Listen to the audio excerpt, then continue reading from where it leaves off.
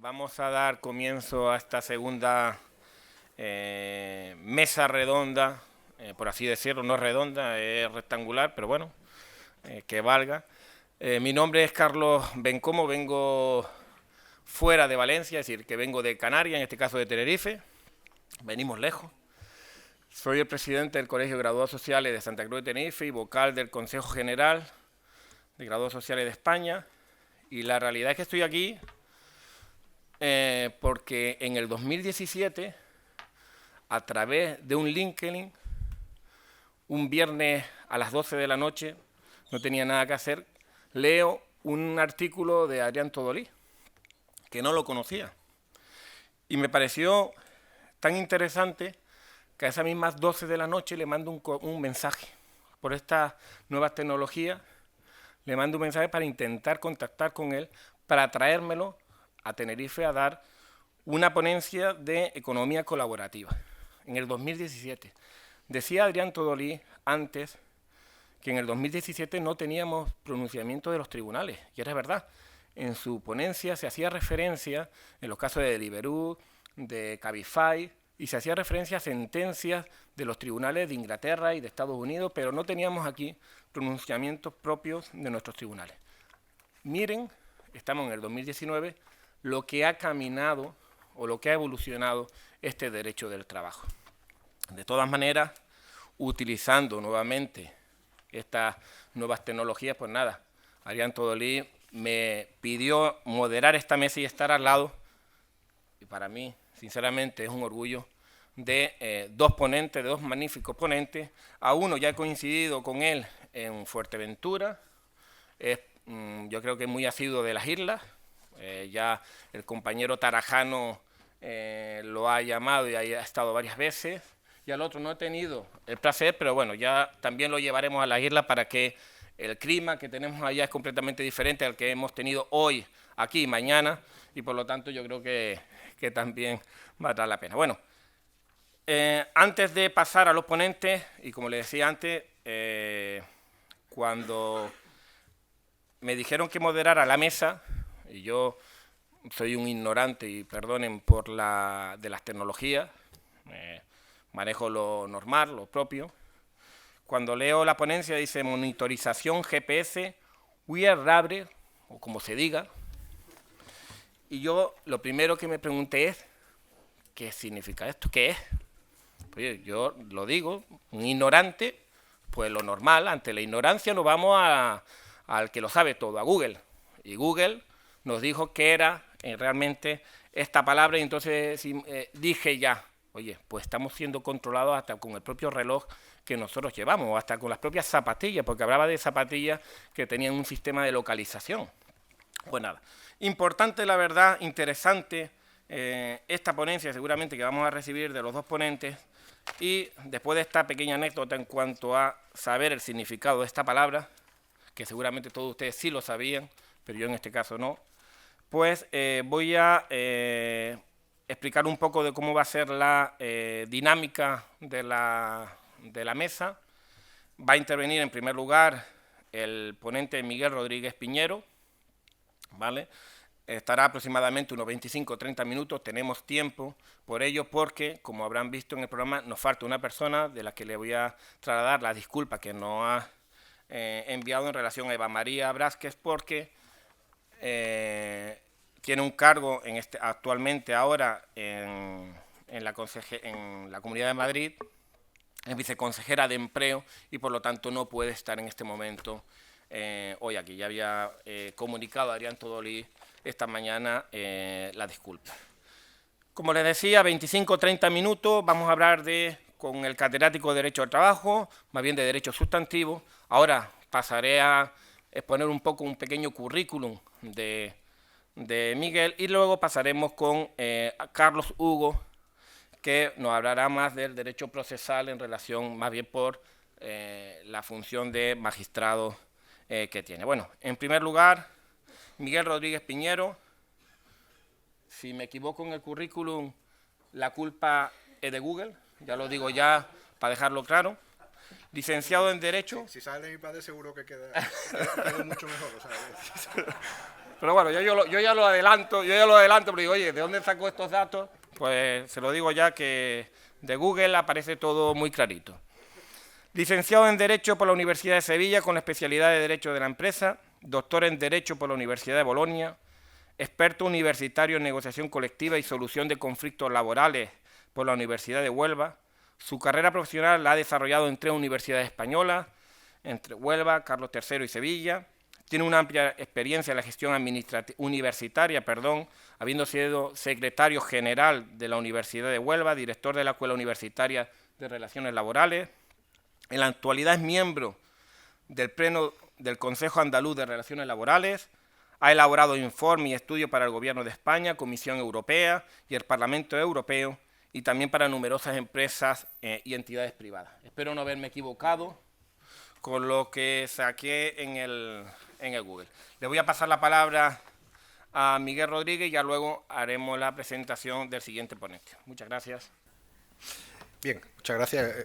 Google no lo cuenta todo. Yo también diría que me congratulo de ser amigo de muchos de los presentes y bueno, y una persona, pues me considero especialmente vinculada con la Universidad de Valencia, a la que vengo con mucha frecuencia. Tengo muy buenos amigos entre los colegas y donde me encanta estar aquí. Y como ha dicho Adrián antes, pues también de haber iniciado esta línea de colaboración que lleva ya varios años, donde pues a través de proyectos de investigación que coincidieron sobre los temas, pues hemos acabado generando, yo diría, se diría sinergia, pero yo diría sobre todo amistad, compañerismo y colaboración con equipos de investigadores andaluces y valencianos, que yo creo que con resultados positivos, particularmente con este congreso, que ya es el tercero de una saga. Y me ha tocado hablar de esto, de monitorización, GPS, wearables, controles biométricos. Un poco he asumido los temas de las dos ponencias que había originalmente.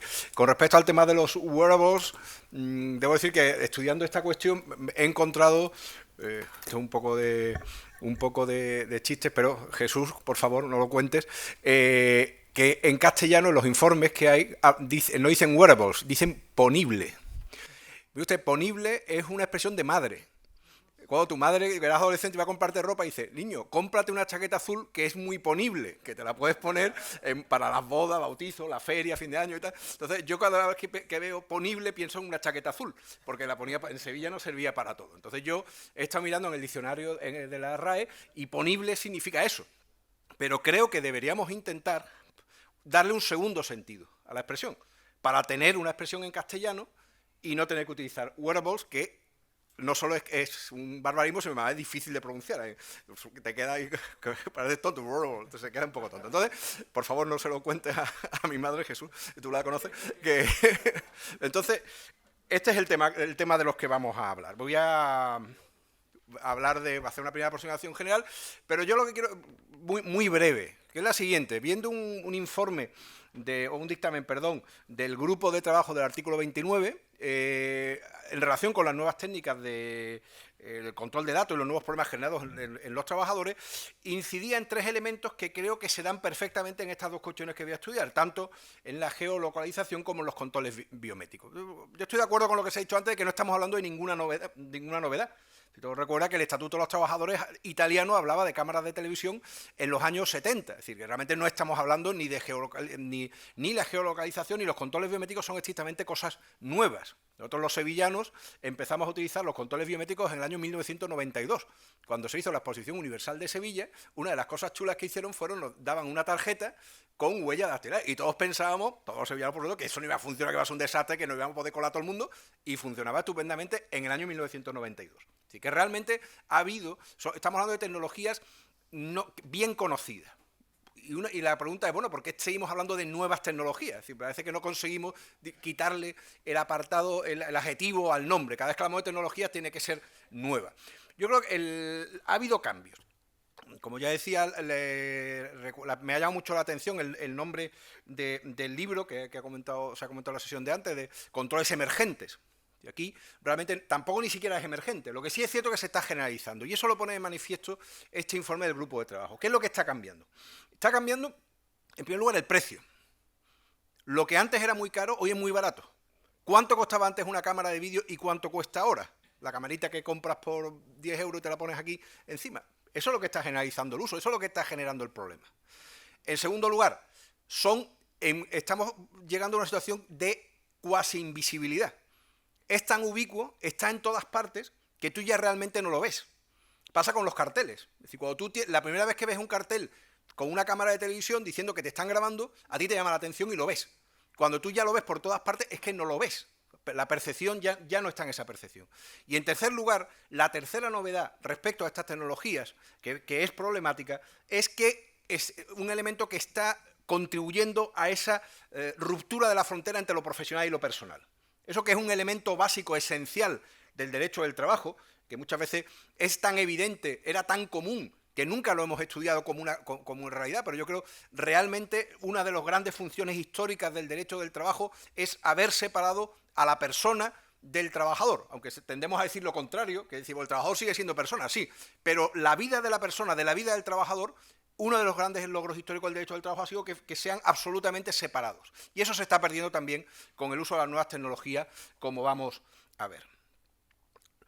Tenemos aquí, ya se ha dicho antes, un problema de regulación, que es un problema de regulación común a todo el derecho del trabajo digital. Yo lo he escrito ya en alguna ocasión, creo que tenemos dos almas. Estamos construyendo una regulación del derecho del trabajo digital sobre dos patas difícilmente compatibles. Por un lado, la pata del derecho del trabajo, que tenemos nuestros principios, nuestra alma, nuestra cultura, y por otro lado, la pata de la protección de datos. Aquí además se complica, hay otros elementos que complican cualquier regulación. Evidentemente, el más importante, la presencia de derechos fundamentales, que siempre es difícil de tratar. Derechos fundamentales de dos personas, de las dos partes en el contrato, no solo del trabajador, sino también del empresario. Tenemos un problema de regulación multinivel, de obsolescencia continuada, tenemos de mayor espacio para los poderes unilaterales del empleador, de utilización de documentos o un tipo de regulaciones tipo soft law, tipo instrucciones, dictámenes, que no es lo que nosotros estamos acostumbrados a tratar. Y sobre todo, hay, a mi juicio, desde el punto de vista del derecho del trabajo, dos grandes problemas. En primer lugar, un problema de mayores espacios para la autonomía individual y, en segundo lugar, un problema de falta de espacio o falta de papel claro para la autonomía colectiva. Es decir, estamos llegando a una nueva regulación donde los elementos colectivos están muy en un segundo plano y eso se intenta compensar, por un lado, con mayores poderes reguladores del empleador, que es el que realmente establece las reglas, y por otro lado, con un mayor espacio para la autonomía individual a través de la figura del consentimiento, al que se le quiere llamar consentimiento libre, consentimiento informado. Le queremos ponerle apellidos, pero no deja de ser el consentimiento de siempre, que en el derecho del trabajo sabemos el valor que tiene. Entonces esto nos va a provocar un ordenamiento con una enorme complejidad técnica, de inseguridad jurídica, con falta de conocimiento en los responsables, y el caso que se ha contado antes de esa empresa a la que le han puesto una multa por despedir a un trabajador por utilizar los vídeos, eso denota una cuestión absolutamente generalizada en las empresas, que no hay un conocimiento. Es decir, yo tampoco lo hubiera conocido, que ese tipo de cosas. Un gran protagonismo judicial y de órganos técnicos y sobre todo una situación de riesgo. Riesgo para todas las partes.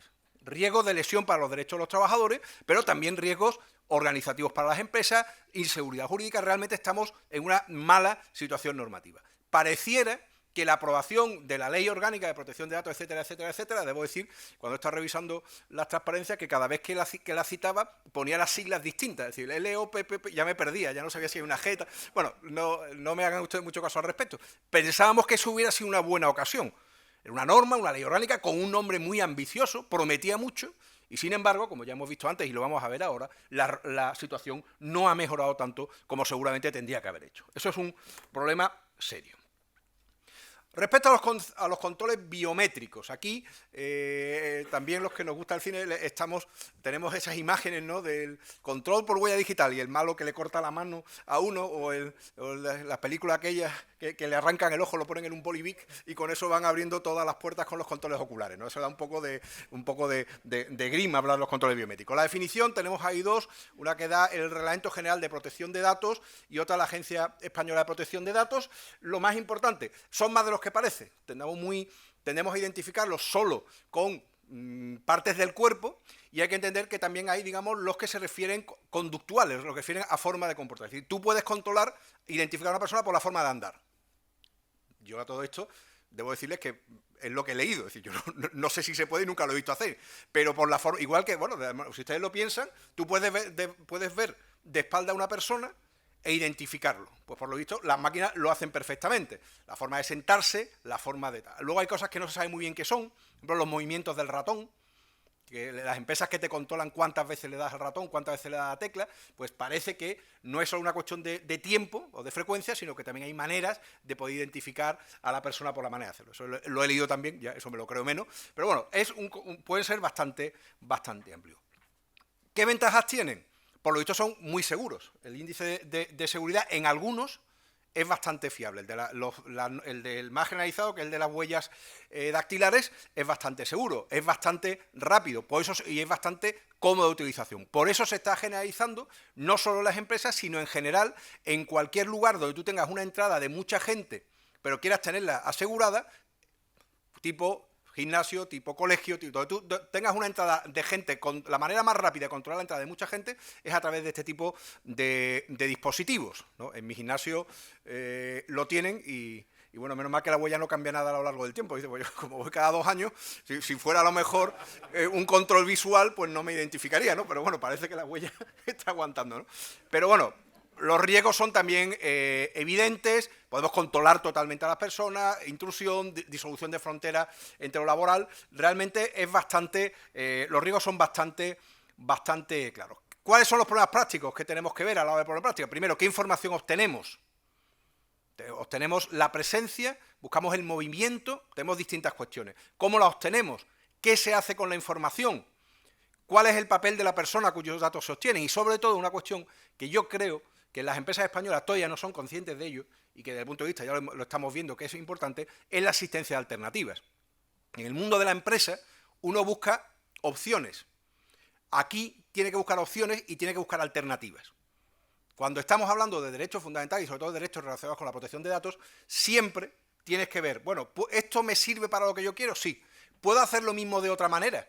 ¿Hay alguna alternativa al control de huellas que me permita establecer un control seguro y rápido de un montón de gente? Pues si lo hay, entonces no puedo utilizar el control de huellas. Eso es una lógica completamente distinta a la que no estamos acostumbrados. Y vamos a tener que pensar siempre en la alternativa.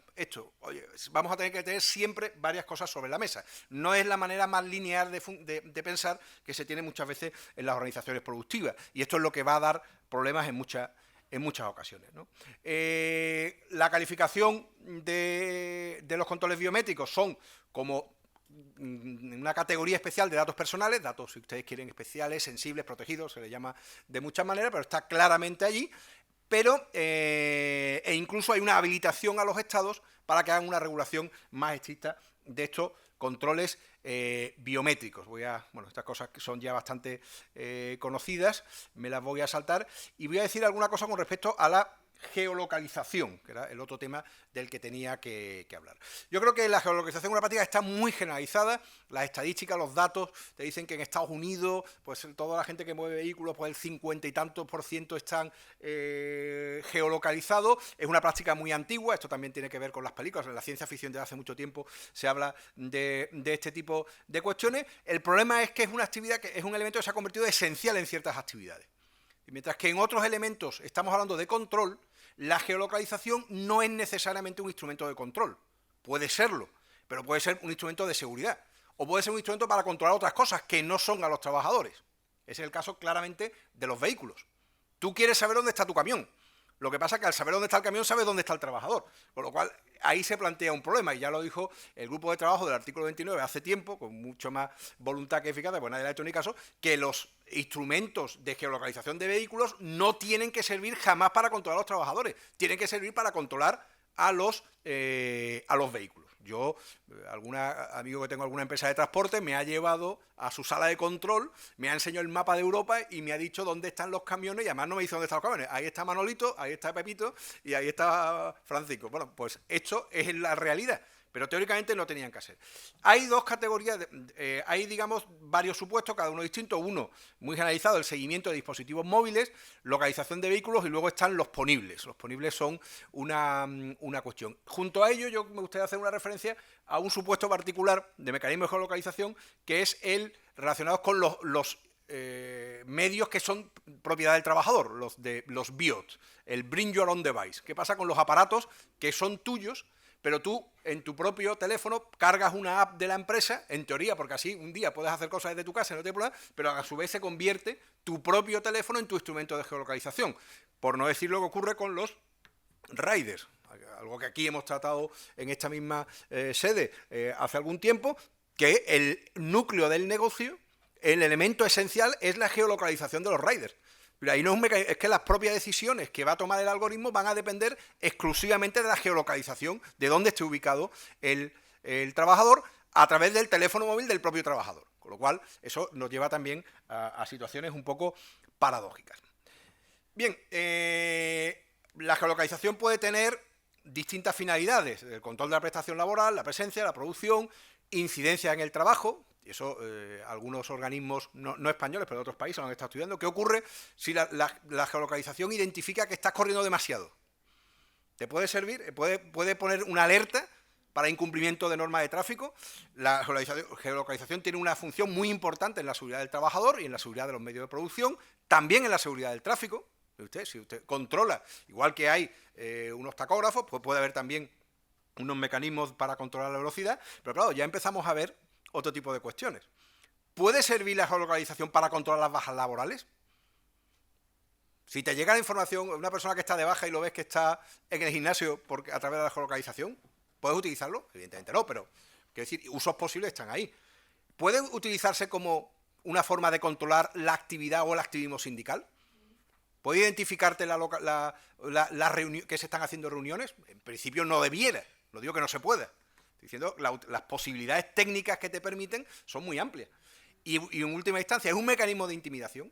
Decirle a la gente, oye, que sé lo que estás haciendo. En cada momento tengo controlado lo que hace. Ustedes habrán oído o habrán leído cosas sobre los almacenes de Amazon, donde los trabajadores tienen todos una pulsera y tienen que levantar el brazo cada cierto tiempo, porque cuando no se mueve la pulsera, pues pita. Pues entonces eso es un mecanismo de intimidación, pues seguramente también lo es.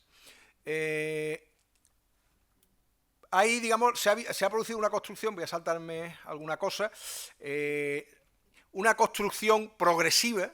Lo ha estudiado el profesor Calvo Gallego en un comentario a la ley orgánica de próxima publicación, donde, por la acción de organismos internacionales y de cierta jurisprudencia, hemos tenido una cierta construcción ya previa del derecho de la geolocalización. Es decir, no podemos decir que era una situación de desregulación, pero como digo, eran documentos no normativos y cierta jurisprudencia que tampoco era una jurisprudencia no muy completa, y una jurisprudencia que había ido evolucionando en la misma línea que se ha denunciado antes, de pasarlo todo a un tema de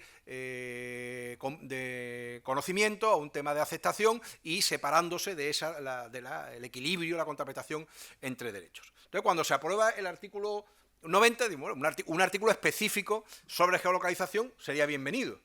Claro, ¿qué ocurre? Cuando uno ve el artículo 90, pues ve que realmente tiene un contenido normativo, siendo una cuestión compleja, difícil, que afecta a derechos fundamentales. El contenido normativo es enormemente bajo. No es una norma que resuelva problemas. Es más, la impresión que da es que empeora las cosas y crea más problemas ahora respecto a los que había antes. Yo he sido muy crítico con el artículo 90, igual que han sido muchos autores. Yo creo que me he equivocado. Voy a entonar un mea culpa. ¿Por qué? Pues claro, nosotros hemos pensado, voy a hacer un poco sarcástico, que esto era una norma de derechos de los trabajadores. Dice, claro, visto desde el punto de vista de los derechos de los trabajadores, es una norma muy mala. Pero claro, recuerden que es la ley orgánica de derechos de la ciudadanía. Y ciudadanos somos todos, también los empresarios. Es decir, ¿por qué? Esto es un derecho de los empresarios, no es un derecho de los trabajadores. Lo que se está diciendo es que los empresarios tienen derecho a utilizar la tecnología para controlar la actividad de sus trabajadores con ciertos límites, con ciertas reglas. ¿Por qué el artículo 4 del Estatuto de los Trabajadores no ha recogido dentro del elenco de derechos el derecho a la protección frente a la geolocalización? ¿Por qué no lo ha hecho? Pues seguramente porque no tenía que hacerlo. Y yo lo he criticado. Ahora pienso que me he equivocado. Realmente donde tenía que estar esto en el Código de Comercio. Es decir, los empresarios pueden, utilizar la tecnología para controlar esto. Desde esta perspectiva funciona mucho mejor. Digo, es un poco sarcástico. Pero si ustedes lo leen desde el punto de vista de los derechos empresariales, es mucho más coherente de lo que es desde el punto de vista de los derechos de los trabajadores. ¿Problema que tiene esto también? Problema en relación con el régimen jurídico de la geolocalización. Si alguien se lee esto y piensa que esto es todo lo que hay y que yo cumpliendo esto lo puedo aplicar, se va a meter en un lío. Es una norma que genera una norma tramposa. Es decir, si tú cumples el artículo 90, como empresario, seguramente vas a buscarte un lío. ¿Por qué? Porque el artículo 90 es un elemento más dentro de un conjunto normativo donde tenemos que tener en cuenta jurisprudencia constitucional, jurisprudencia de tribunales internacionales, tenemos que tener reglas de agencias de protección de datos. Es decir, es un tema mucho más complejo. No basta con que tú decidas, que es un poco la impresión que da cuando uno lee el artículo 90. Es que yo quiero geolocalizar. ¿Puedo hacerlo? Sí. Tienes que avisar, tienes que... No. Primero tengo que demostrar que tengo una necesidad, tengo que buscar respetar el principio de proporcionalidad, tengo que demostrar que no hay alternativas viables para hacer lo mismo de una manera menos intrusiva. Todo eso lo tengo que hacer. Y eso no está en el artículo 90. Y yo digo porque conozco empresarios que han venido a hablar conmigo, oye, que el artículo 90 es estupendo, mañana lo pone... No, perdona, que no es lo que dice, pero si es una ley orgánica, dice, bueno, pues, si es una ley orgánica... Mentiroso, te están tomando, es una broma de ley orgánica, bueno, un poco parece así. Realmente es la solución regulatoria que tenemos con el artículo 90 en la mano, que es un artículo monográfico sobre esta cuestión, es bastante pobre. Dos aspectos ya más brevemente. El tema de, me voy a saltar el de los Bring Your Own Device, porque ahí tenemos temas principalmente de propiedad, es decir, lo que ha pasado en los tribunales. ¿Puedo yo obligar al trabajador a tener un móvil que lo ponga a mi disposición para que le ponga una app? Es un poco el tipo de problemas relacionados con la propiedad, pero también hay una vertiente de garantía de la protección de datos y de la intimidad que hay que tener en cuenta en este tipo de instrumentos, que además generan un claro problema, como lo he dicho antes, de disolución de lo laboral. Es decir, yo el ordenador, yo mi móvil lo llevo al trabajo y lo llevo a mi casa. Es decir, ¿hay alguna manera de desconectar ambos mundos cuando yo tengo un puente tecnológico que los comunica? Realmente ahí se genera un riesgo adicional. Respecto a los dispositivos ponibles, hubo un informe de PwC, una firma con la que yo colaboro, sobre el futuro de los ponibles, un informe del año 2014, hablando de la utopía contra la distopía. Es decir, el enfoque era muy favorable. Curiosamente dice, bueno, que pueden incrementar la moral y la lealtad de los empleados, no sé cómo, y me ha hecho muchas gracias, liberar las manos de los trabajadores. Es decir, libero las manos de los trabajadores llevando los mecanismos de control puestos, ¿no? Realmente hay elementos positivos y elementos negativos. Lo que sí está claro en este informe es que hay una gran resistencia por parte de los trabajadores. Los trabajadores se resisten mucho, por motivos absolutamente obvios. Ahí el informe de una manera un poco positiva dice, bueno, es que no se ha explicado bien los problemas de intimidad. Y dice, no, los problemas de intimidad están claros. O sea, lo que quieren ustedes es controlarme mejor que antes. Claro, no voy a estar de acuerdo, ¿no? Entonces, uno de las dos estrategias que se han utilizado para generar los wearables una es el diseño, hacerlo más chulo y más bonito, y eso que ha pasado con los smartwatch, que al principio eran horrorosos, parecía el reloj de Dick Tracy, una cosa espantosa, ya conforme lo hagan más chulo, la gente lo está utilizando más. Y en segundo lugar, el tema de quién lo paga. Claro, nosotros recuerden que cuando los móviles se generalizaron, cuando empezaron a pagar las compañías, es decir, cuando los teníamos que pagar nosotros no los compraba nadie, cuando lo empezaron a dar gratis, tal, y con este tipo de instrumentos pasa así. ¿Qué ocurre? Que las empresas en muchos países están haciendo una estrategia, oye, te voy a dar la pulsera de actividad esa tan chula que vale tanto, te la regalo a la empresa para que puedas y tal, y en realidad te están dando un mecanismo de control, lo llevas puesto todo el día y está controlando la empresa. Las wearables depende mucho de la tecnología disponible, por eso hay cierta preocupación ahora por dos motivos. En primer lugar, por la generalización del Internet de las cosas, que hace que la presencia de objetos y con mecanismos de comunicación a la red, pues haga mucho más fácil los wearables. Y en segundo lugar, el impacto del 5G. El 5G te va a permitir una capacidad de ancho de banda tan amplia que la información va a poder fluir con mucha rapidez. Hay distintas opciones, los zapatos, ropa de trabajo, tal. Cuestión más complicada seguramente, los equipos de propiedad, los equipos de protección individual, cuando tú tienes una obligación de llevarlos porque es un tema preventivo. Forma parte de la prevención que tenga un dispositivo de control. Es un tema que habría que debatir. Y una cuestión que se está debatiendo ahora, y yo tengo mis dudas, es si el móvil no es un wearable. Por definición, el ponible es algo que lleva siempre. El móvil lo lleva siempre. ¿Qué diferencia hay que lo lleves? Si lo llevas en el bolsillo o sea, si lo llevas integrado en la chaqueta es un ponible. Si lo llevas en el bolsillo de la chaqueta ya no es un ponible. Yo creo que ya el móvil se ha convertido, incluso hay elementos para los que hagan deporte, que tiene, bueno, el aparato para llevar el móvil, ya lo conviertes el móvil, el brazalete, en un verdadero ponible. Pues el móvil ya lo es. En el fondo también hay quien dice que ya somos cyborgs.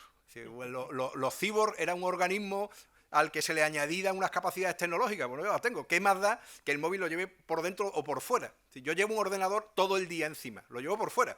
Si lo llevo por dentro, soy un cyborg. Y si lo llevo por fuera, ¿por qué no lo soy? En el fondo, todos lo somos. Hay muchos temas allí discutibles. Yo quiero terminar con 3 ideas. Primera idea. En todas estas regulaciones, ¿dónde están los derechos colectivos? Yo me he preocupado de hacer una pequeña selección del papel de los representantes de los trabajadores, tanto el artículo 34, el artículo 64, la propia ley orgánica. El papel de los representantes de los trabajadores es mínimo. Informar a los representantes en su caso, dice el artículo 90. Mire usted, esa no es la lógica del derecho del trabajo, más aún cuando estamos hablando de derechos fundamentales. En muchos países se prevén estatutos especiales, por ejemplo, en relación con los mecanismos de geolocalización. Usted no le puede poner un mecanismo de geolocalización con un representante sindical. ¿Por qué? Porque le va a controlar la actividad, pero le va a controlar también, le va a controlar la actividad profesional, pero también la actividad sindical. Tiene que haber excepciones. Eso no está presente en modo alguno. ¿Cuál es el resultado? Muy poco control sindical, muy escasa presencia todavía en la negociación colectiva.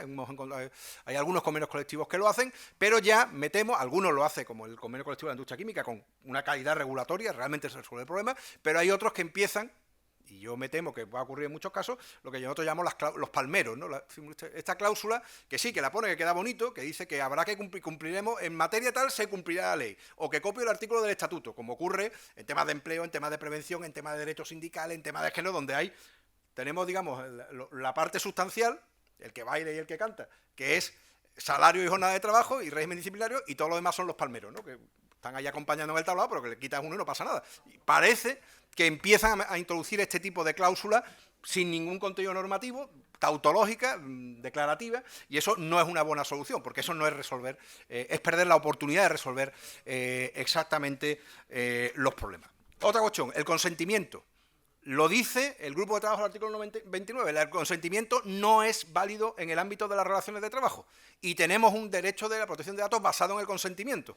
Cuando el consentimiento en el ámbito de la relación laboral no hay libertad real para poder establecer un consentimiento, en muchos casos el consentimiento no es informado. ¿Por qué? Porque está oculto debajo de tal cantidad de información, tú llegas a tal cantidad de acuerdos. Recuerdo en una firma que conozco, el experto en compliance dijo: yo puedo hacer con vosotros, que sepáis que puedo hacer esto. ¿Y tú cómo puedes hacer eso? Y dice: no, tú me autorizas cada mañana. Cada mañana cuando enciendes el ordenador, le das un botoncito, continuar, pues me está autorizando todo eso. Bueno, pero tú lo haces, pues léetelo. ¿Cómo le das que sí sin leértelo? Ese es el tipo de cuestiones que se ven en la práctica. Realmente el consentimiento no es un instrumento válido y habría que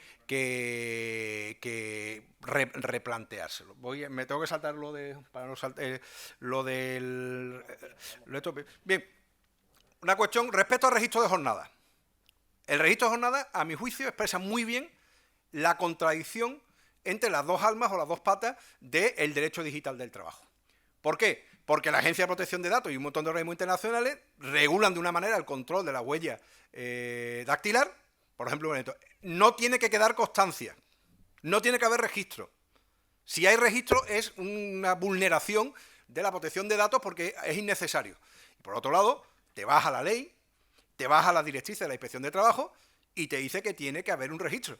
Y que el registro tiene que estar a disposición de los representantes de los trabajadores y de la Inspección de Trabajo. Si cumples uno e incumples el otro, realmente ahí se ve una enorme contradicción. Para concluir, esto del doble alma, a mí me resulta preocupante y me resulta un poco paradójico. Es decir, yo me crié en una comunidad científica de laboralistas donde pensábamos que nosotros éramos la rama del derecho que protegía a las personas, que estamos en la vanguardia de la protección de los derechos de las personas. En este caso, particularmente en el caso de la geolocalización, quien está por delante nuestra es el derecho a protección de datos. Nos hemos quedado atrás. Es decir, tenemos que ir a normas que no son laborales para incrementar los niveles de tutela de los trabajadores. A mí me resulta bastante preocupante y bastante triste. Pero bueno, también soy consciente de que estamos en una fase de elaboración del derecho del trabajo digital, que hay todavía mucho que hacer, mucho que avanzar, mucho que pensar, y estoy convencido de que volveremos a la normalidad de las cosas. Muchas gracias.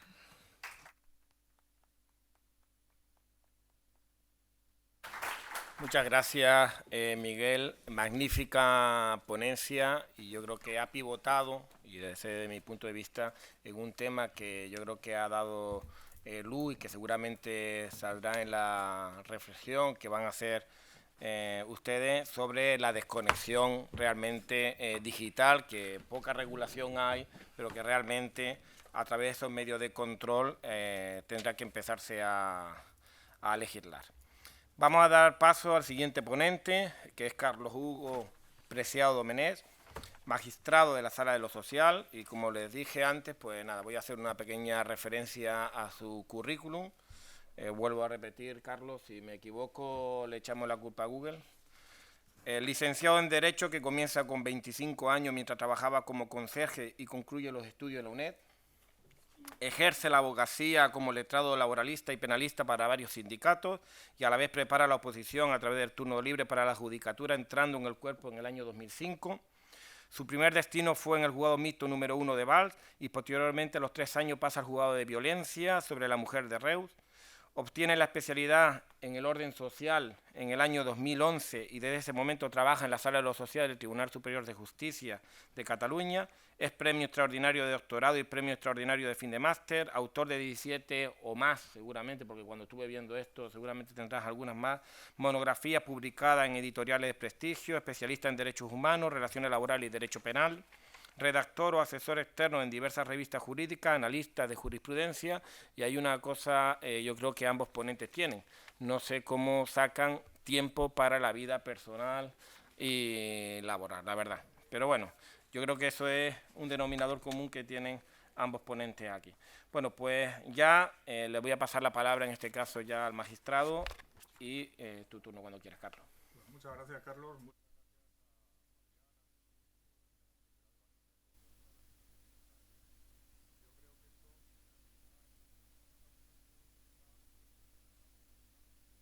Convención de ignorantes en tecnologías, ¿no? Porque yo también soy un ignorante como los anteriores que me preceden. Con lo cual, yo lo que voy a intentar es veniros a hablar de derechos, ¿no? Y no tanto de tecnologías, ¿no? Y entonces, el origen del derecho del trabajo, pues es que las personas no sean tratadas como cosas. Y es una cosa que es de perogrullo, pero se dijo en el 1927 por Hugo Sinsheimer y que todavía hoy, y creo que todavía más, está vigente. Los problemas del trabajador con las tecnologías van desde el ludismo, del principio de los derechos del trabajo, hasta ahora, el tema de la huella digital, la geolocalización, las videocámaras, etcétera. Y en el fondo de todo eso late el problema nuclear y vertebrador del derecho del trabajo desde sus inicios hasta ahora. Esto es la dignidad de las personas, el trabajo decente y, por lo tanto, el poder ganarse la vida, en el sentido más amplio de la palabra, con un trabajo digno, ¿no? Y entonces, yo es de eso de lo que os voy a intentar hablar hoy, ¿no? De derechos. Haremos una primera introducción, que es lo que estoy haciendo, y os diré que si el proyecto del derecho al trabajo es los derechos fundamentales, los derechos humanos, una característica esencial de estos derechos son su inherencia. Es decir, ese es el descubrimiento del siglo XX, ¿no? El del XIX tuvimos la codificación, en el siglo XX tenemos los derechos humanos. Y la característica esencial es su inherencia. Es decir, esos derechos los tenemos desde que nacemos hasta que morimos por el mero, simple, único y exclusivo hecho de ser personas. ¿Vale? Por tanto, eso es una cuestión que se ha reflejado en el derecho del trabajo con la frase que citó, creo, Cristóbal muy oportunamente, o no sé, ya no me acuerdo de quién los dos, que es de Paulo Pinto, en el voto particular de Barbulesco. Es decir, oiga, los derechos de las personas, de los trabajadores, no se quedan en la puerta de la fábrica o en la taquilla.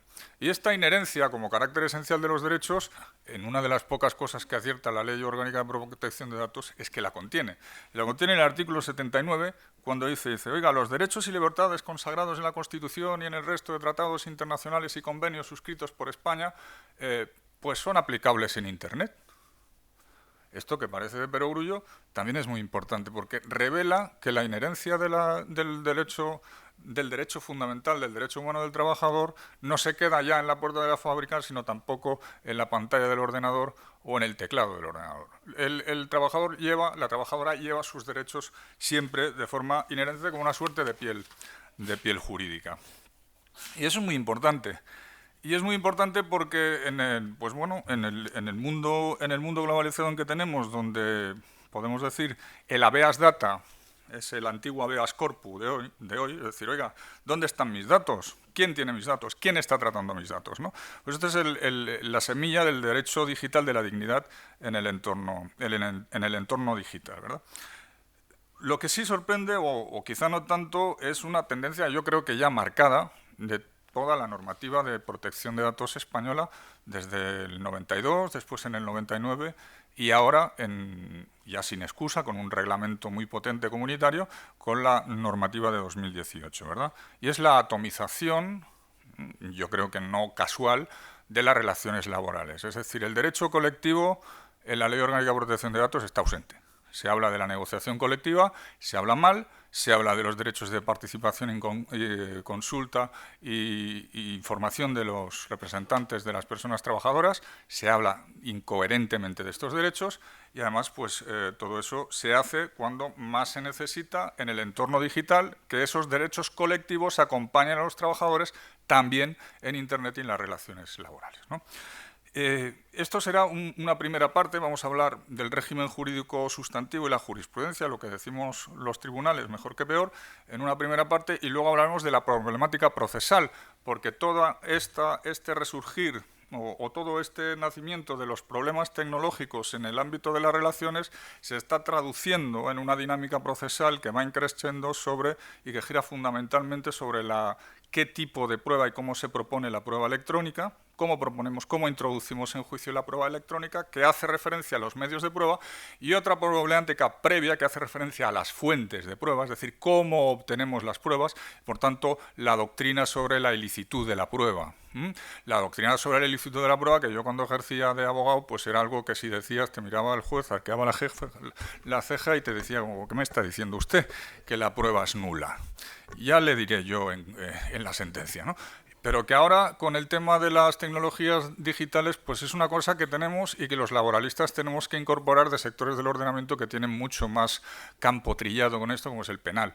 Y sobre todo el tema de la doctrina de los frutos del árbol prohibido, las excepciones, el hallazgo casual, el descubrimiento inevitable, todo esto cómo va a jugar en derecho laboral y sobre todo la trascendencia a los efectos sustantivos de la nulidad de la prueba ilícita. Va a comportar la nulidad del despido, la improcedencia, la procedencia, si hay una prueba, si hay varias pruebas. Intentaré, en la brevedad del tiempo que me ha sido asignado, pues pasar por todas estas cuestiones. No toméis nota porque tenéis la ponencia, es decir, la tenéis, yo la he distribuido y ya tenéis todos los datos que así me ahorro yo de citar con profusión.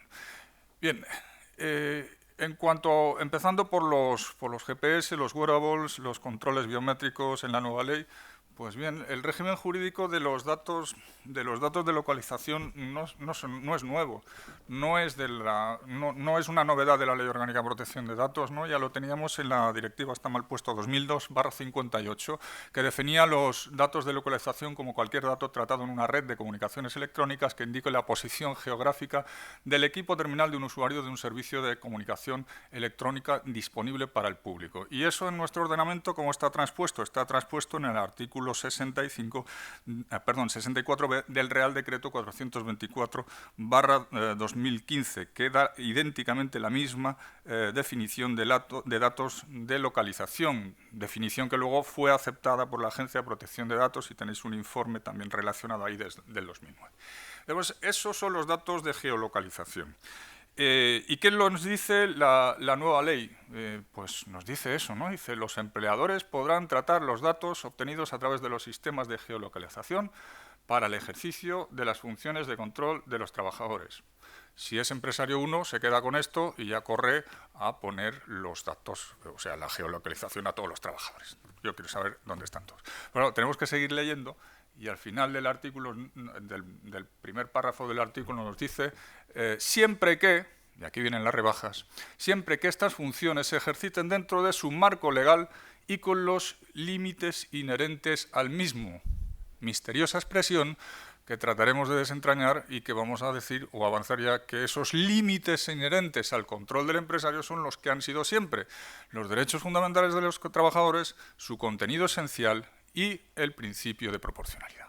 Por tanto, esto no es una puerta abierta para que se pueda geolocalizar a todo el mundo, por el hecho de ser trabajador 1 y empresario el geolocalizante, sino que es una habilitación legal de la que carecíamos, y que permite, en caso de que sea idóneo, necesario y proporcionado y que se respete en cualquier caso el contenido esencial del derecho, geolocalizar con una única finalidad de entre las muchas posibles imaginables en el seno de la empresa: el control de las funciones, el 23, control de las funciones. Control de las funciones no es productividad, control de las funciones no es atención al cliente, control de las funciones no es control de calidad. Cuidado. Control del ejercicio de los derechos, es decir, del desarrollo de la relación laboral y, por tanto, un control, podríamos decir, circunscrito al ámbito de lo disciplinario y no a todo lo demás. Y no a todo lo demás.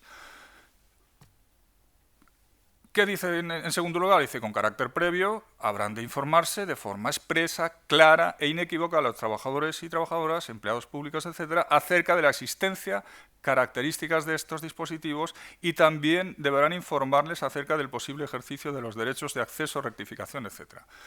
Un apunte, y abro un paréntesis y lo cierro. No sé si se dan cuenta, si os dais cuenta, de que los requisitos de la información previa son más exigentes en la geolocalización, en la ley, que la videovigilancia.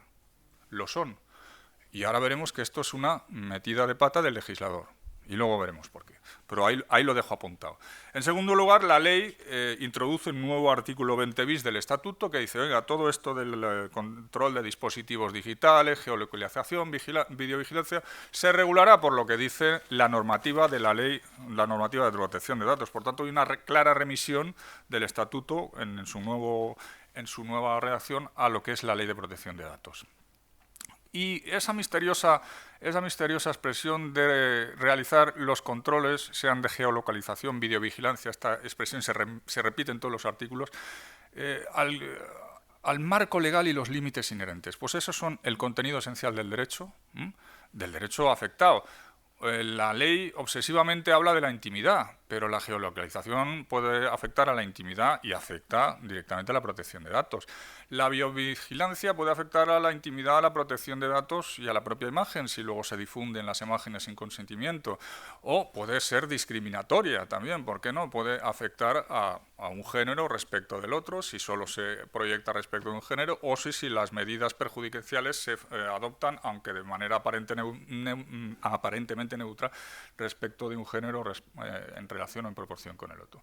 Pero en una breve exégesis de lo que es el artículo 90, lo primero que tenemos que señalar es que se trata de una ley orgánica. Es una ley orgánica.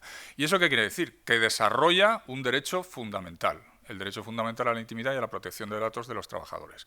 Por lo tanto, como es una norma de carácter orgánico que desarrolla un derecho fundamental y lo que hace es trazar un límite a ese derecho fundamental, estableciendo la posibilidad de injerencia en la privacidad del trabajador, lo que establece este precepto se tiene que interpretar con carácter restrictivo, porque lo dice el Tribunal Constitucional, el Tribunal de Justicia de la Unión Europea y el Tribunal Europeo de Derechos Humanos. Las normas restrictivas de derechos fundamentales tienen que ser interpretadas de forma estricta, como se interpreta la norma penal. Por tanto, no se admite la analogía.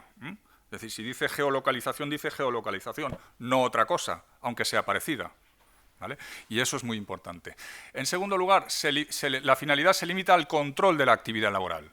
Por tanto, no está permitida para otras finalidades distintas. Porque antes no teníamos norma, pero ahora lo tenemos. Y como es una norma restrictiva, se aplica de forma estricta. No es válida la analogía, no es válida la interpretación extensiva. Ergo, no es admisible fuera de jornada laboral. Primer punto. La geolocalización fuera de jornada no es admisible. Ya lo habíamos dicho en los tribunales antes, pero ahora con la nueva ley, oiga, si es para control de la actividad laboral, fuera de jornada, por definición, usted no me puede geolocalizar. Y punto. Ya, ahí no hay control ni valoración de proporcionalidad. Es así.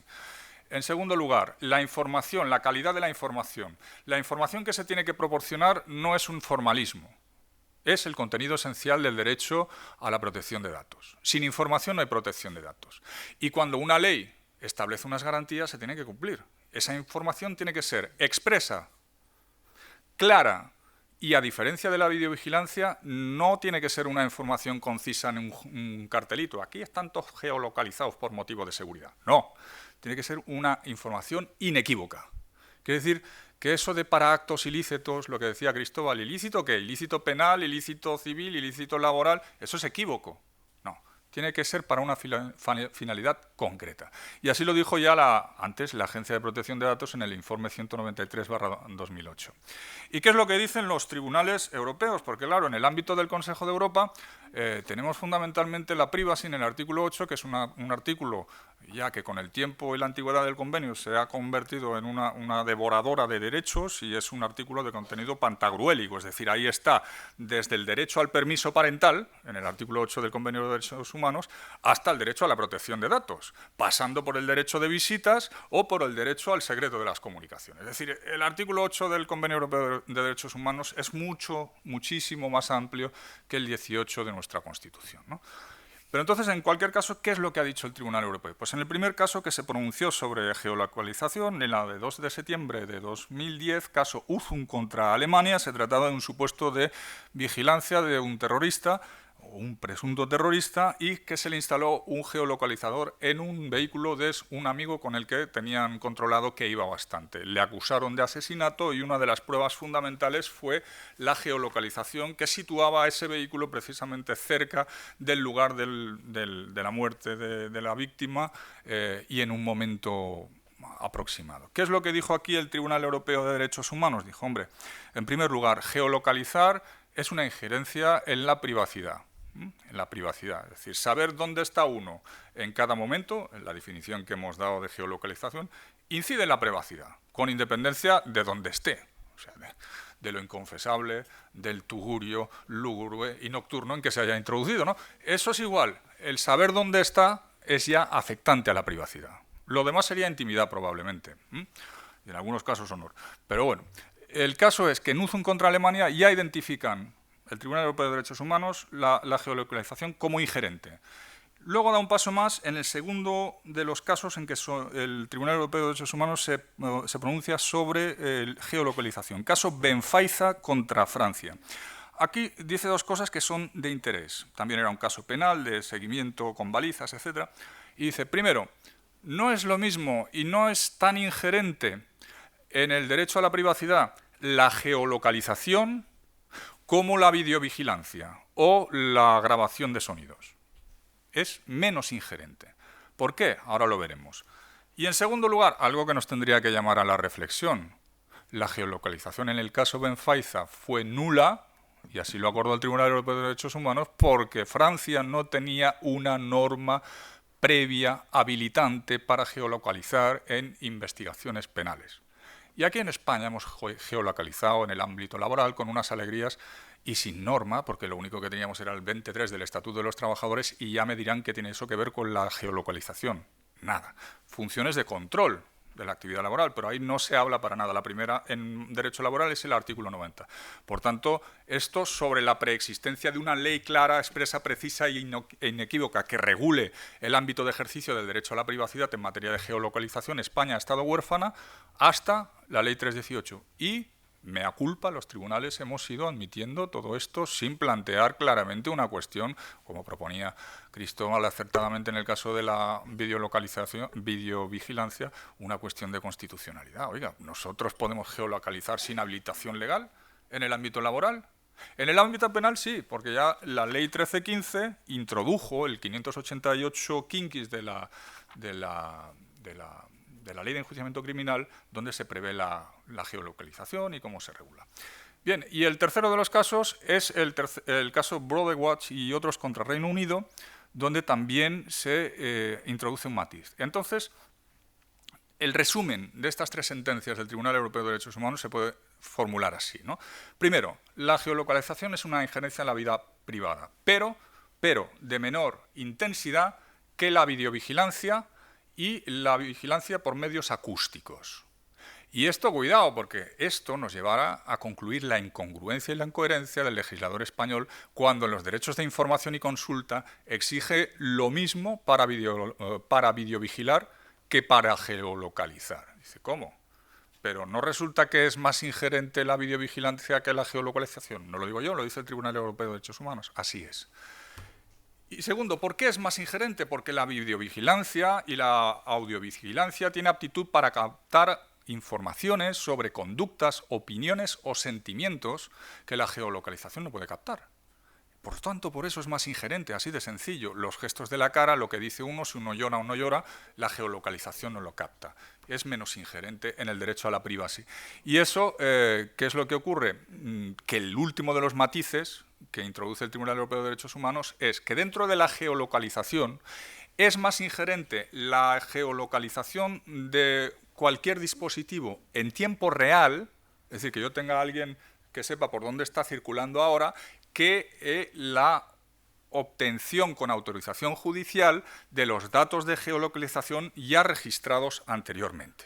O sea, y estas distinciones son muy importantes a los efectos del juicio de proporcionalidad, porque luego nos vamos a tener que remitir a ellas. Bien, entonces, ¿qué podemos aquí? Oiga, yo soluciones quiero para mis manchas y todo esto, ¿qué significa en la práctica? Vamos a ver. Primero, la falta de información sobre la instalación de un control GPS ha venido determinando, cuando se ha utilizado como prueba para el despido, la nulidad del despido en estas sentencias. En otras sentencias, la misma prueba ilícita ha determinado la improcedencia del despido. Oiga, ¿cómo con improcedencia y nulidad? Ustedes los jueces no se aclaran. Tienen razón. No nos aclaramos. No se ha unificado doctrina sobre geolocalización. Solo una vez se ha pronunciado el Tribunal Supremo, en la sentencia de 21 de junio de 2012, para decir que no había contradicción y, por tanto, no unificó doctrina. Por tanto, ahí estamos. En efecto, ustedes, los tribunales, no se aclaran. Tiene razón el que diga eso. La Agencia Estatal de Protección de Datos, ¿qué dice? Bueno, pues sancionó aquí a la Agencia Balear del Agua por eso, por poner geolocalizadores en los vehículos sin informar, para el control laboral, por supuesto, sin informar. Pero también el GPS no solo sirve para sancionar, también sirve a los trabajadores y trabajadoras para probar su relación laboral y se ha utilizado como prueba de la relación laboral, y ahí lo tiene la sentencia del Tribunal Superior de Justicia de Castilla-La Mancha de 29 de junio del 17. Y también en una cosa que es un redomado especialista, Adrián, pues el tema de la economía de plataformas, ¿no? Es decir, la sentencia famosa del Juzgado Social 33 de Madrid vincula la geolocalización a las nociones de centro de trabajo, llegando a decir que centro de trabajo hoy es todo lo que sea geolocalizable. Es decir, el pizzero que va con la moto y saben dónde está, el repartidor, el comercial de seguros que va puerta a puerta con un terminal dispositivo, etcétera, ¿no? Y no solo está vinculado a la noción de control de trabajo, sino también a los nuevos sistemas de control de la actividad laboral. Por tanto, un control por GPS de alguien es indicativo de la nota de dependencia como elemento de laboralidad, ¿vale? O sea, que el GPS se introduce por todos esto. Y aquí tenemos una de las primeras sentencias, no es del 9, es del 19, en la ponencia creo que está bien, y es que se impugnaba por UGT y comisiones el proyecto tracker de la empresa Telepizza, que consistía simplemente en decirle al trabajador: ¿usted quiere repartir pizzas con esta gran empresa? Sí, yo quiero. ¿Por un módico precio de salario mínimo? Sí, yo quiero. ¿Y qué es lo que tengo que hacer? Pues mire, tiene que poner usted el móvil. Ah, pero eso no lo pone. No, lo pone usted, para empezar, ¿no? Tiene un nombre raro, no recuerdo, pero aporta tu propio dispositivo, ¿no? El Void. Bueno, aquí permítanme ser malo, porque claro, ¿qué es lo que dice el artículo 87? El control del uso de dispositivos digitales. ¿Y qué es la geolocalización? El control de la situación física en el territorio a través de un dispositivo digital. Y entonces, si el artículo 87 dice que el empleador no podrá acceder, o sea, podrá acceder al contenido de los dispositivos digitales facilitados por el empleador, no a los propios del trabajador, a los facilitados por el empleador para el control de la actividad laboral, una interpretación coherente del artículo 87, dispositivos digitales, con el artículo 90, nos lleva a concluir que la geolocalización no sería admisible, no podría el empleador acceder a datos de geolocalización cuando esto se hiciera en dispositivos de propiedad del trabajador o trabajadora. Esta es una de las interpretaciones posibles. Estamos hablando de limitación de derechos fundamentales y, por lo tanto, en principio, el artículo 90... me podrán decir, no distingue entre dispositivos propios y dispositivos del empleador. Sí, pero es que el artículo 90 se dedica a la geolocalización y la geolocalización es la determinación de la ubicación a través de un dispositivo digital. Por tanto, ese dispositivo digital, si es una tablet, si es un móvil, pues tendrá que facilitarlo el empleador. Y eso es lo que se hace en el caso de Telepizza, antes de que estuviera vigente la Ley Orgánica de Protección de Datos, y se dice, oiga, usted lo que no puede hacer es, primero, imponerle a un trabajador que aporte su propio dispositivo, porque usted podía poner la geolocalización en las propias motocicletas propiedad de la empresa. Segundo, no se considera que la empresa pueda imponer de forma unilateral esa forma de control sin una información y consulta previa a los representantes de los trabajadores. Y tercero, no se respeta por este sistema de control el derecho a la privacidad de los trabajadores por cuanto no supera el juicio de proporcionalidad, ¿vale? Porque ese trabajador se iba con su dispositivo geolocalizado a casa. Por tanto, aquí tenemos un magnífico ejemplo, uno de los primeros de geolocalización. Bueno, ¿y qué pasa con la negociación colectiva? Bueno, yo creo que el diseño es un poco catastrófico, ¿no?, que se hace. Primero porque el único precepto que se dedica es el 91, ¿no?, que nos dice que los convenios podrán establecer garantías adicionales de los derechos y libertades relacionados con el tratamiento de datos personales y la salvaguardia de los derechos digitales. ¿Y eso qué quiere decir? Primero, ¿qué es lo que no se puede hacer por convenio? Por convenio no se pueden reducir ni negociar garantías legalmente establecidas sobre estos derechos. Por tanto, el contenido de la información en geolocalización, videovigilancia, etc., no se puede negociar por convenio colectivo, como no sea para aumentarla, para mejorar, para suplementar la legalmente establecida. Es decir, la negociación tiene un ámbito, pero este ámbito es el de contenido adicional, el de mejora, lo dice claro la ley, garantías adicionales. Es decir, la ley no permite la restricción donde no la hay legalmente, ni más restricción de la prevista legalmente por la vía de la negociación colectiva, ¿vale? Por ejemplo, no será válido pactar un cartelito escueto y ridículo de información con una camarita y el Snoopy debajo para decir esto en convenio colectivo, esto quiere decir que ya están informados. No, no puede ser. El contenido de la información está legalmente previsto, y no solo por la ley, por el Reglamento de Protección de Datos, que tiene, como bien se ha dicho ya, un rango de primacía de rango superior a esta norma interna, que si no estuviera no pasaría nada. Nos seguiríamos rigiendo, como hemos venido hasta ahora, por el Reglamento 679/16. Vale. ¿Por qué decía que es un diseño un tanto catastrófico?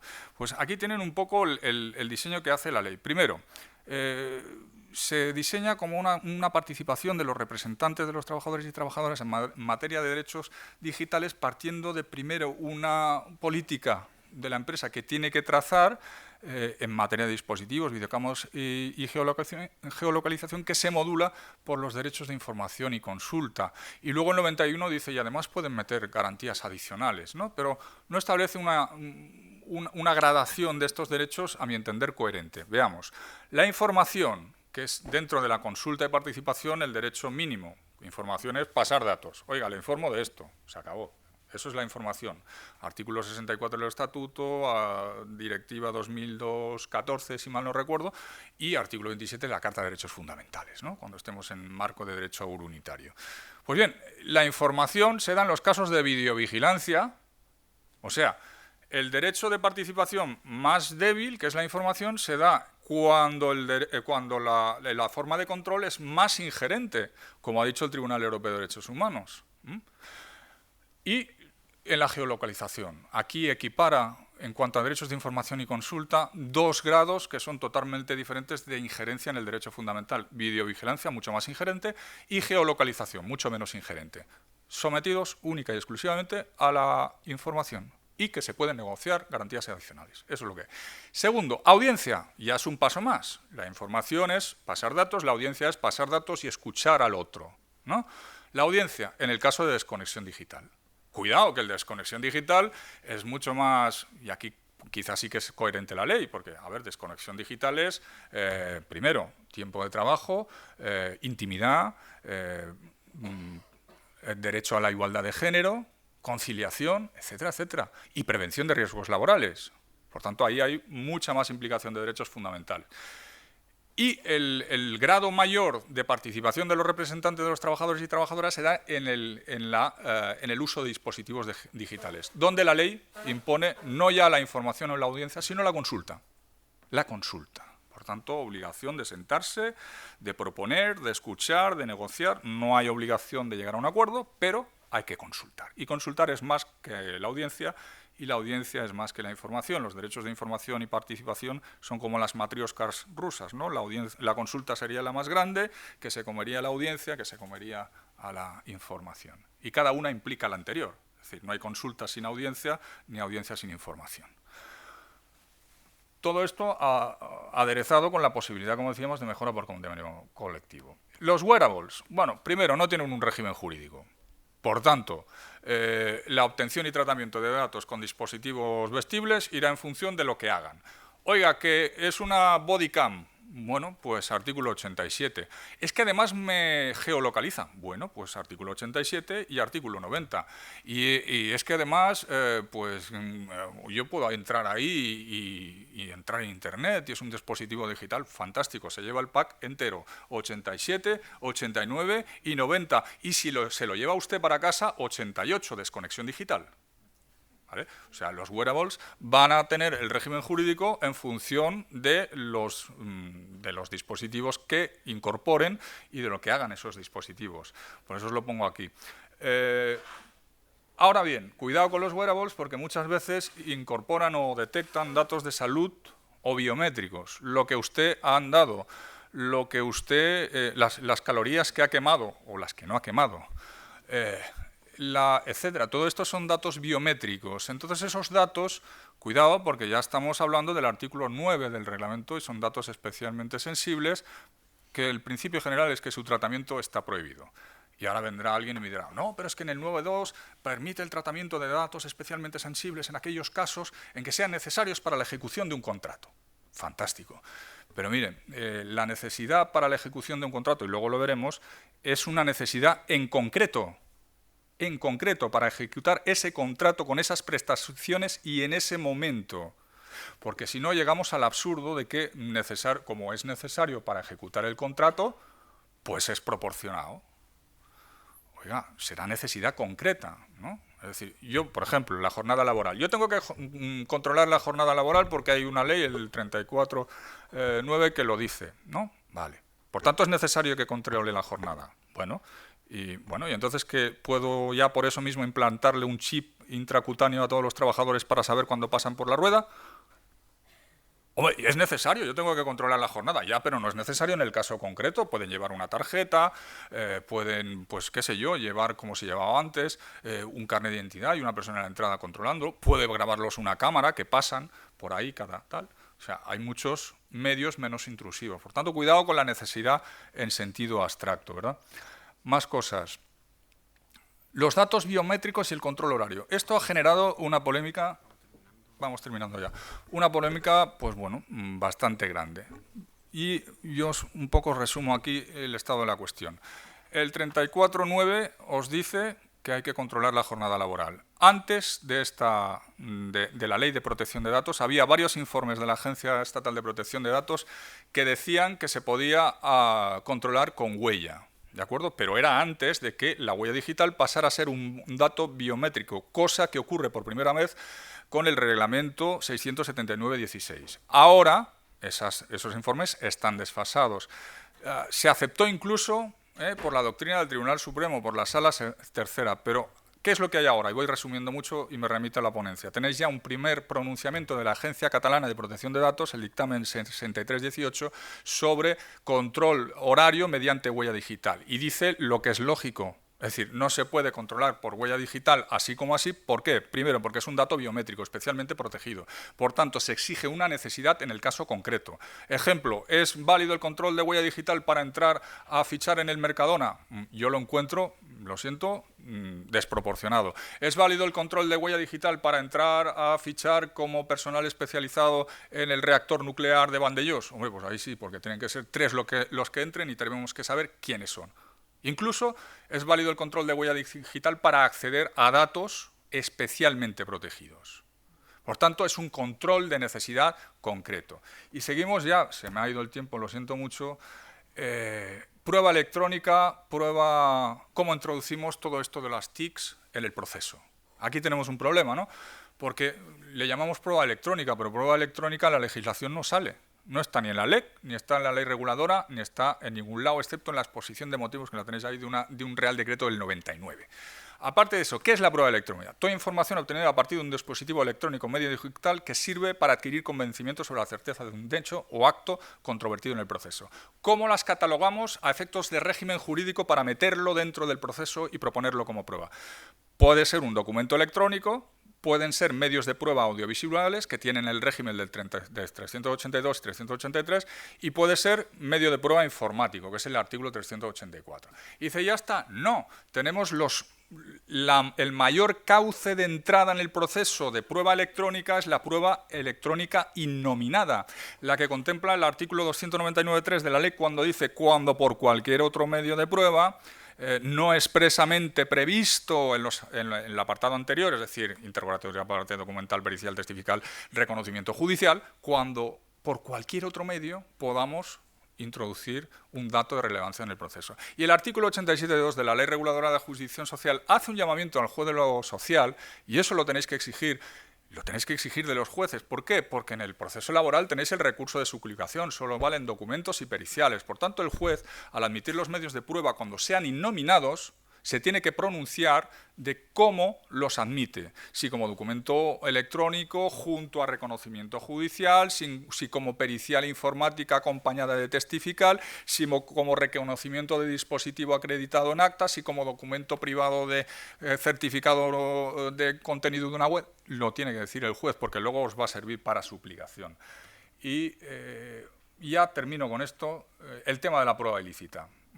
Yo aquí voy a ir muy rápido y voy a exponer pues cuál es la problemática. Todo esto, como decíamos, ha generado la problemática de la prueba ilícita, ¿no? El otro día me consultaba una compañera y dice, oye, una grabación de un trabajador, una trabajadora para acreditar que la están acosando en el centro de trabajo y hecha ocultamente, ¿es válida o no es válida, ¿no? Pues todo este tipo de cuestiones, el tema de protección de datos lo ha incrementado y, por tanto, procesalmente esto se va a traducir en un incremento exponencial de la alegación de pruebas ilícitas. ¿Y esto cómo lo tenemos que encarar? Pues muy fácilmente. Primero, rige la regla de expulsión probatoria, es decir, las pruebas obtenidas directa o indirectamente vulnerando derechos fundamentales no se pueden valorar.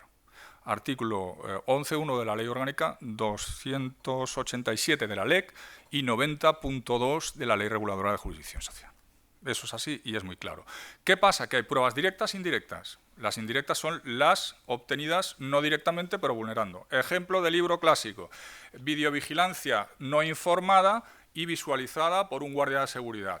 Acuden al proceso como pruebas la videovigilancia, que no está informada, por tanto es ilícita y nula, y el guardia de seguridad, que lo que hace es decir lo que ha visto en la pantalla de la videovigilancia nula. Prueba directa, prueba indirecta. Todo el panorama probatorio es ilícito y fracasa. Por tanto, sí.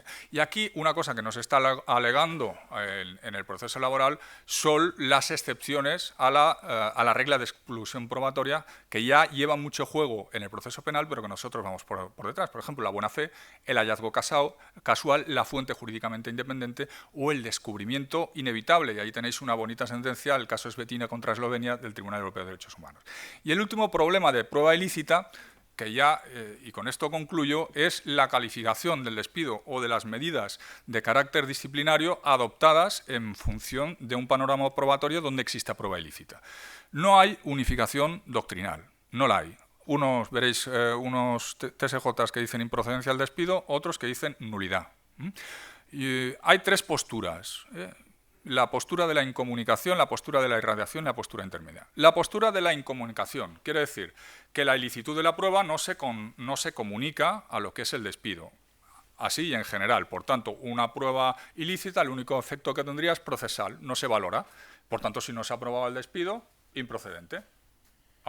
Aunque sea esa la única prueba. Bien, primera postura, no comparto esa postura. Segunda postura, la postura de la irradiación. Es decir, nosotros tenemos 20 pruebas, una de ellas es ilícita, por lo tanto es nula y el despido es nula. Esta es otra postura, yo tampoco la comparto.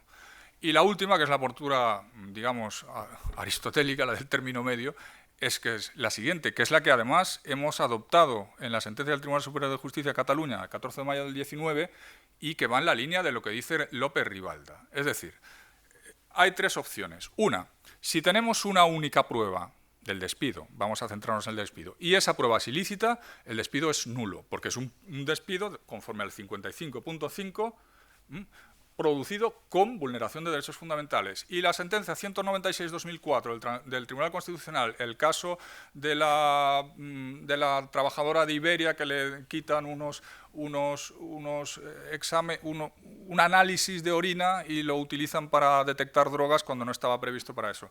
Y no la contratan. Ahí se declaró nulo el despido. Y se declaró nulo porque era la única prueba y porque además era ilícita. Y porque además el Tribunal Constitucional dijo muy claramente que la vulneración de un derecho fundamental tiene que comportar por parte de los tribunales la erradicación de todos los efectos, la nulidad absoluta y radical.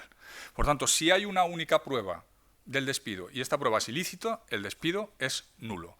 Segundo escenario, prueba ilícita y prueba indirectamente obtenida como vulneración. El ejemplo que hemos dado antes, videovigilancia nula por falta de información y testifical del que acude como vigilante de seguridad y que ha visionado las imágenes. Tenemos una prueba ilícita y otra derivadamente ilícita, indirectamente ilícita. Todo el panorama probatorio está contaminado y, por tanto, no se podría concebir el despido sin la vulneración del derecho fundamental. Despido nulo. Y el tercer y último escenario, que es el más habitual, y es el que describe López Ribalda. Prueba lícita y pruebas que no tienen ningún tipo de conexión con la prueba ilícita. Entonces, aquí hay que hacer una ponderación, es decir, el derecho a la prueba también es un derecho fundamental. Por tanto, si existe una vulneración del derecho fundamental por una prueba ilícita, pero además existen otras pruebas absolutamente desconectadas de la ilícita, que son lícitas, por ejemplo, la confesión de los hechos por el trabajador, el reconocimiento de los hechos por el trabajador, la testifical de una persona que no sabía nada ni de que hubiera una imagen grabada ilícitamente ni la había visto en su vida, etcétera, ¿no? Estas pruebas van a tener que valorarse, van a poder valorarse y van a determinar con toda normalidad la procedencia o la improcedencia del despido.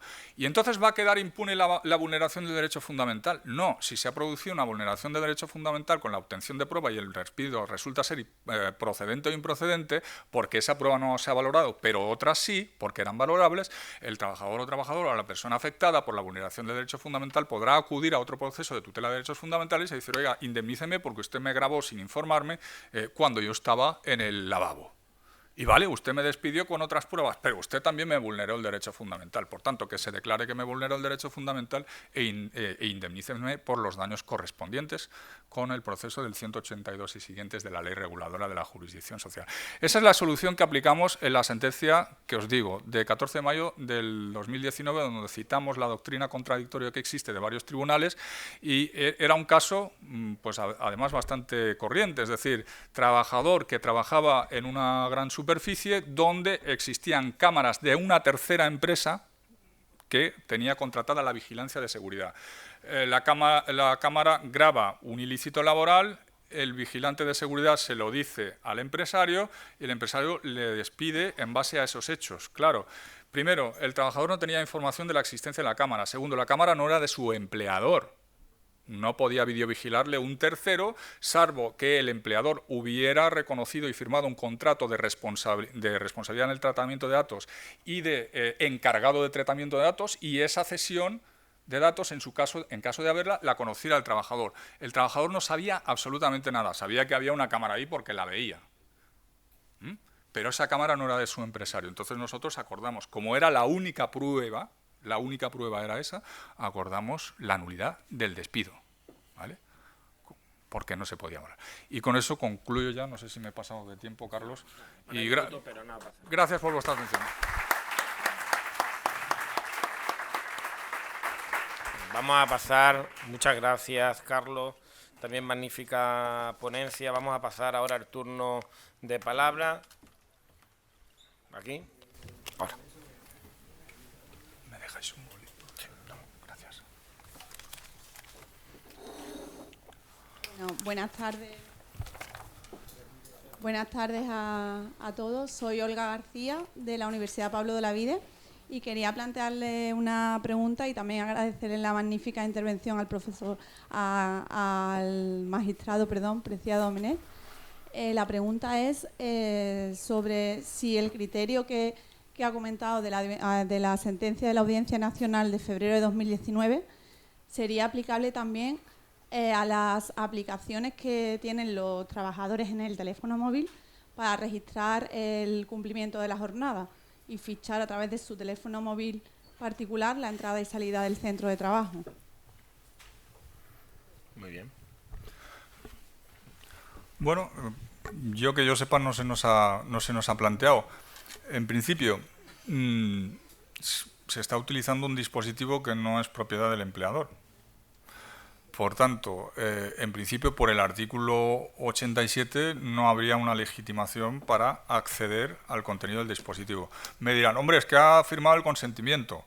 Bueno, el consentimiento ya sabemos que vale para lo que vale y que en el derecho laboral está muy limitado. Yo me inclinaría por decir que tendríamos que ver primero qué grado de intrusión hay en el dispositivo del trabajador. ¿Cuál es el nivel de control que puede tener? Porque si es un geolocalizador y no se desconecta fuera de jornada laboral, pues está geolocalizando a alguien fuera de jornada, lo cual, en principio, con el 90 en la mano no se puede hacer, ¿no? Entonces, podría haber problemas en ese sentido, ¿no? En ese sentido. ¿Por qué? Porque están tratando datos obtenidos de un dispositivo digital que no es propiedad de la empresa. Me dirá, es que la app es propiedad de la empresa. Bueno, pero es que, claro, si aceptamos eso, también podemos aceptar otro tipo de intrusiones que están fuera. Es decir, el derecho de la desconexión digital termina cuando empieza la jornada de trabajo, ¿no? Y si el dispositivo se lleva fuera de jornada de trabajo para controlar, es que estamos en un conjunto de derechos que puede hacer complejo. Yo, el análisis que haría aquí es decir, si es un dispositivo digital, el artículo 87 dice que tiene que ser del empleador. Por tanto, bueno, ahí ya diremos los tribunales. Unos diremos una cosa, otros dirán otra, y el Tribunal Supremo dirá la última. Además, también se me ocurre que no sé hasta qué punto existe la obligación por parte del trabajador de incluso descargarse esa plataforma de control horario, cuando la obligación de registro es para el empleador. Claro. Esto está planteando muchos problemas. Yo, por ejemplo, escribí un artículo crítico con una sentencia de la Audiencia Nacional que iba en sentido contrario, que decía, oiga, a través del control horario, si hay retrasos, se detectan retrasos en el control horario, se puede descontar automáticamente en nómina. Yo creo que eso, con los convenios de la OIT y la Carta Social Europea 27.2 en la mano, yo creo que no se puede hacer. Creo, es mi opinión, pero bueno, la sentencia de la Audiencia Nacional pues tiene otra. Pero claro, la sentencia de la Audiencia Nacional se basa en la bilateralidad de las obligaciones laborales, lo que plantea si el trabajador puede hacer lo mismo entonces. Es decir, oiga, usted este mes me ha pagado tarde, pues yo también tengo derecho a venir tarde, ¿no? Porque es una autotutela introducida sin apoyo legal, cuando los descuentos de salario, conforme la OIT, conforme a la Carta Social Europea, solo se pueden hacer cuando estén legalmente previstos. Y yo, por descuentos de salario, por llegar tarde, no los he visto en la ley, hasta donde yo sé. Entonces, está también la facultad disciplinaria. Y entonces se tendría ahí una doble posibilidad de control del trabajador. Es decir, el control horario ahora pues se está convirtiendo en el efecto boomerang, ¿no? Es decir, todo lo que podía representar de evitar millones de horas extras que se estaban haciendo, o reducciones de jornada que no estaba reducida, etcétera, pues ahora pues usan dispositivos de los trabajadores, descuentan en nómina automáticamente sin posibilidad de discutirlo, y se está volviendo un poco en el efecto boomerang. Yo, en el caso que se me plantea, cuestionaría por el tema de que el 87 no permite el uso de dispositivos digitales ajenos. Yo, a colación de esa pregunta, los americanos, yo creo que un par de meses leí que estaban utilizando los sistemas que tenían los propios trabajadores, y suponía una reducción de coste que tenía la empresa a la hora de comprar ellos mismos los medios y utilizar los medios propios que tenía el trabajador. Y buscaban la contrapartida a través de una compensación de gastos por la utilización de los medios que son del trabajador. pregunto a colación de esa misma pregunta. Si yo utilizo los medios que tiene el propio trabajador, ya sea el propio terminal móvil, el propio ordenador, y le compenso el gasto que le puedo, o la utilización, no el gasto, porque también el mandar datos, cuando yo registro la huella, utilizo datos móviles que tienen un coste, puede ser ínfimo, pero yo te lo compenso directamente en la nómina y se ve claramente en la nómina cómo hay una compensación, o incluso una compensación en cuanto a la utilización de ese medio, ¿podría ser válida? Bueno, pues ahí entramos en el tema de la indisponibilidad de los derechos fundamentales en cuanto a que son irrenunciables, pero a la disponibilidad en cuanto a su ejercicio. Y tendríamos que deslindar si eso se puede. Yo creo que hemos dicho, y creo que está claro, que la negociación colectiva, y por supuesto el contrato que está por debajo en las fuentes, autoriza garantías adicionales. Garantía adicional del derecho de la intimidad del trabajador en relación con la geolocalización. A mí no se me ocurre que sea aportar el trabajador. Existe una desconexión, es decir, yo puedo tener ese, llamémoslo así, arrendamiento de ese bien, pero tengo claro cuál es la desconexión que debe existir fuera del ámbito laboral. Tendría entonces que demostrarse que esa aplicación no funciona o está desactivada fuera del horario laboral. Pero es muy difícil demostrar eso cuando precisamente se utiliza para controlar el cumplimiento de jornada, ¿no? Y yo lo veo.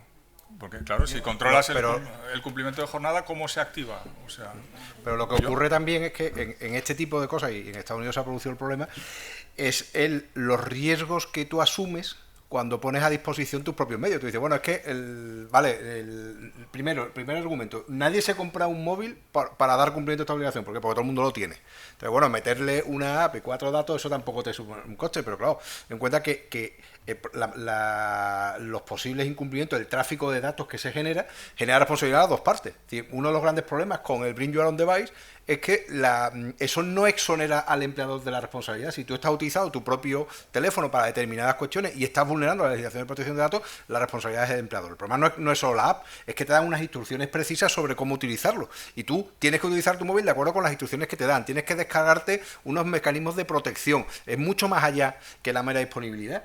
Y sobre todo, si hay algún incumplimiento, si hay una vulneración de protección de datos que tiene unas consecuencias económicas tremendas, ¿de quién es culpa? ¿Es culpa del trabajador? ¿Es culpa de la empresa? ¿Quién paga?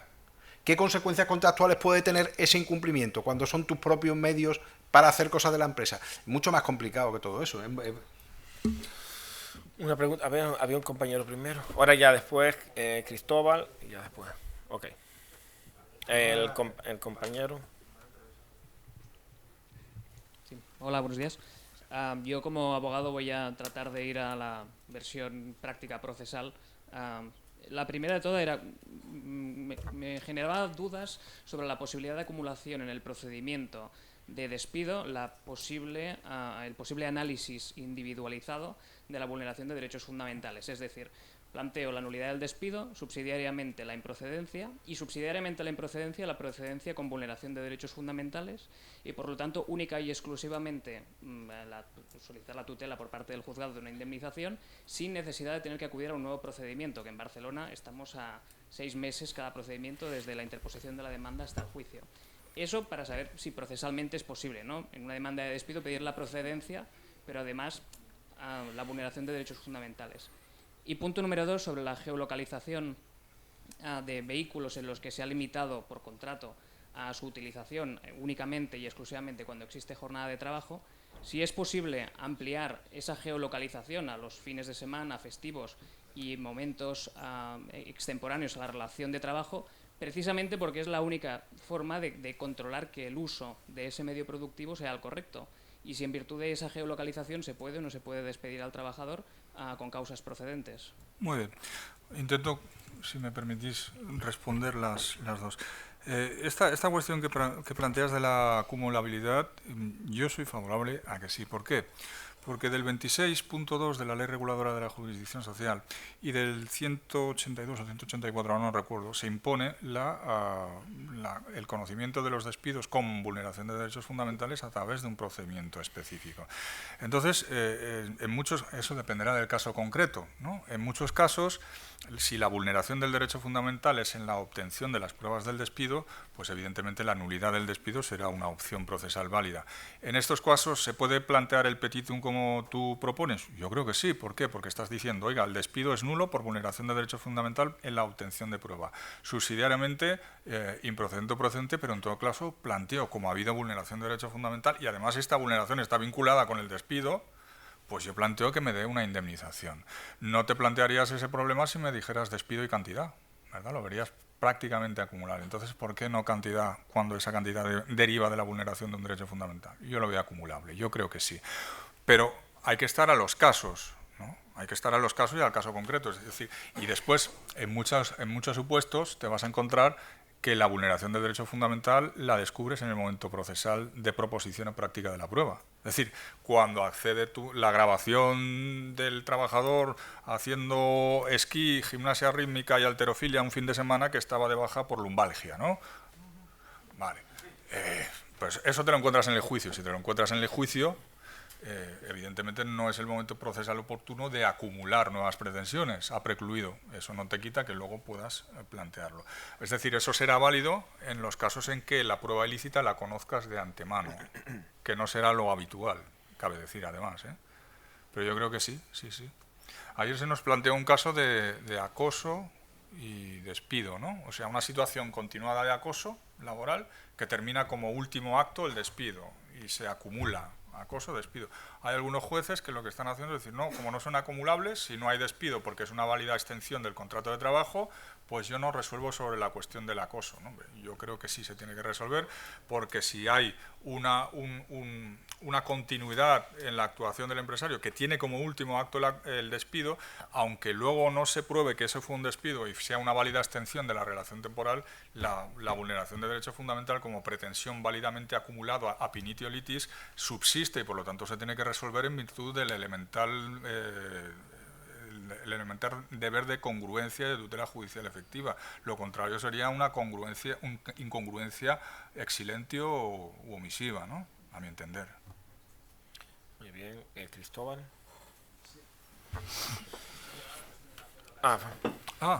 Perdona, ¿eh? Perdón. La geolocalización en jornada... Fin de sí, semana. hombre, a ver, el derecho a la desconexión es el derecho a la desconexión. Es un derecho que ya teníamos, ¿eh? La sentencia 192-2003 del Tribunal Constitucional, ponente María Emilia Casas, ya dijo que el periodo de vacaciones no es un periodo para recuperarse y estar sanote y volver al trabajo con fuerza, y en ese caso al trabajador lo despidieron porque en vacaciones había hecho pues otros trabajos, ¿no? O una situación que le podía fatigar.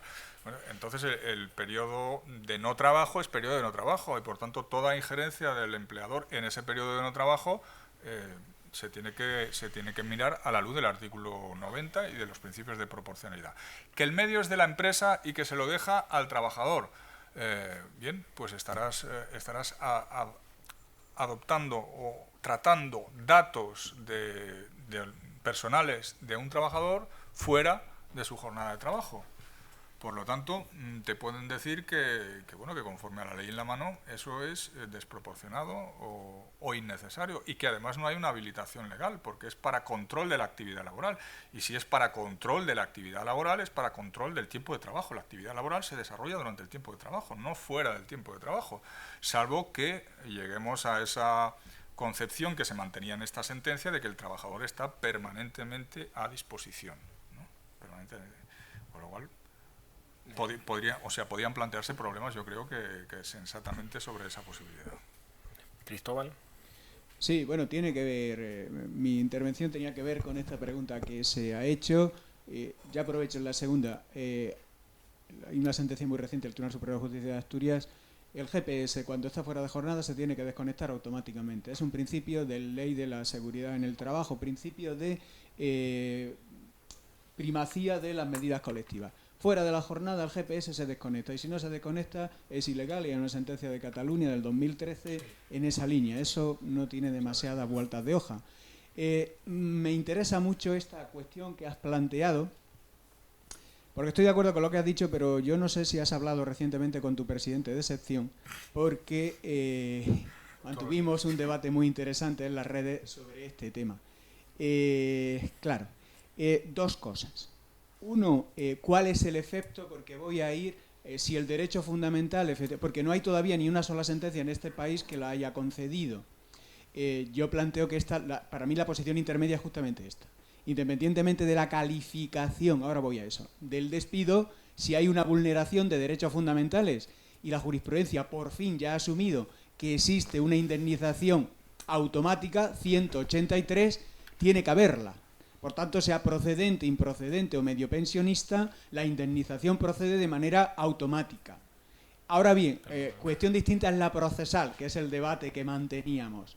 ¿Nos vamos a un procedimiento específico o lo puedo acumular? A mí me decían que el 106 no permite acumular nada y por tanto no íbamos a un procedimiento especial.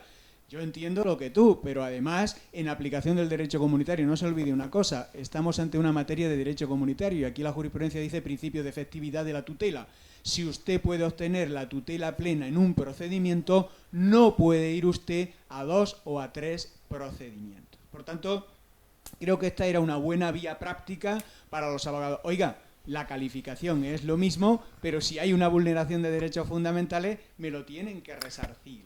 Sí, pero yo ahí, permíteme que medie un poco, porque es lo que tenemos que hacer los jueces, entre los derechos fundamentales de todos, ¿no?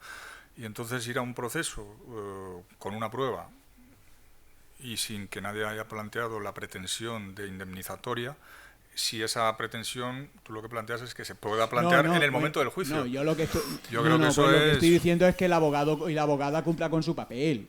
No, pero es que a veces cumpliendo con su papel no pueden hacerlo simplemente porque, como es muy frecuente, la prueba ilícita aparece en el juicio. Entonces, a él le he dicho, quizá hay que distinguir esos dos planos, porque la acumulación sí, pero no la acumulación extemporánea, es decir, una vez ya hemos fijado el objeto del proceso, estamos ya en prueba, ¿no? Cuando un abogado plantea, decir, lo que tú planteas inicialmente es que la prueba es nula. No siempre.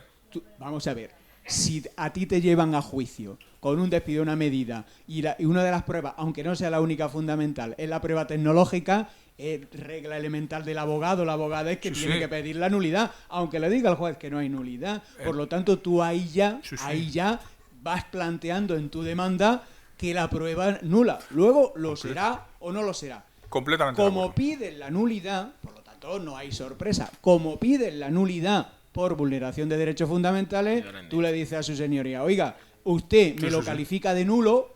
Y además me indemniza. Claro, y entonces ya sí que te tiene que indemnizar necesariamente 183, pero yo ahora añadiría en esa subsidiaria, oiga, y si la prueba es nula por vulneración de derechos fundamentales, pero su señoría no tiene a bien declarar la nulidad del despido, usted me indemniza el daño moral o personal derivado aplicando el 183. Yo estoy de acuerdo, pero hay otro, insisto, ese es un caso en que estamos de acuerdo, creo que todos, ¿no? Pero hay otros casos que se nos plantean en la práctica con bastante frecuencia, y es que la prueba ilícita a veces, con frecuencia, no se conoce por el demandante. Pero sí que tendrás que ir a un procedimiento específico. Exacto. Porque ya tiene, y aquí donde se plantearía Ya el problema de la cosa juzgada, ¿no? Si ya tienes un pleito, cosa juzgada en relación a ese tema. Claro. Es decir, lo que pasa es que, vale, estamos de acuerdo, pero yo no he visto ningún planteamiento de ese tipo, ni hay ningún Tribunal Superior de Justicia que a día de hoy, y esto se ha planteado en muchas sentencias, lo plantee, con lo cual me alegra mucho que aquí al menos este avance ya lo hayamos conseguido. Y para terminar, para la calificación, porque hay algo que dice el Tribunal Superior de Justicia del País Vasco y que yo creo que es más correcto, que con el debido respeto a la posición intermedia de la Sala de Cataluña. El artículo 55.5 dice que será nulo el despido que tenga por móvil alguna de las causas de discriminación, o en la ley, o bien se produzca con, no por violación. Sí.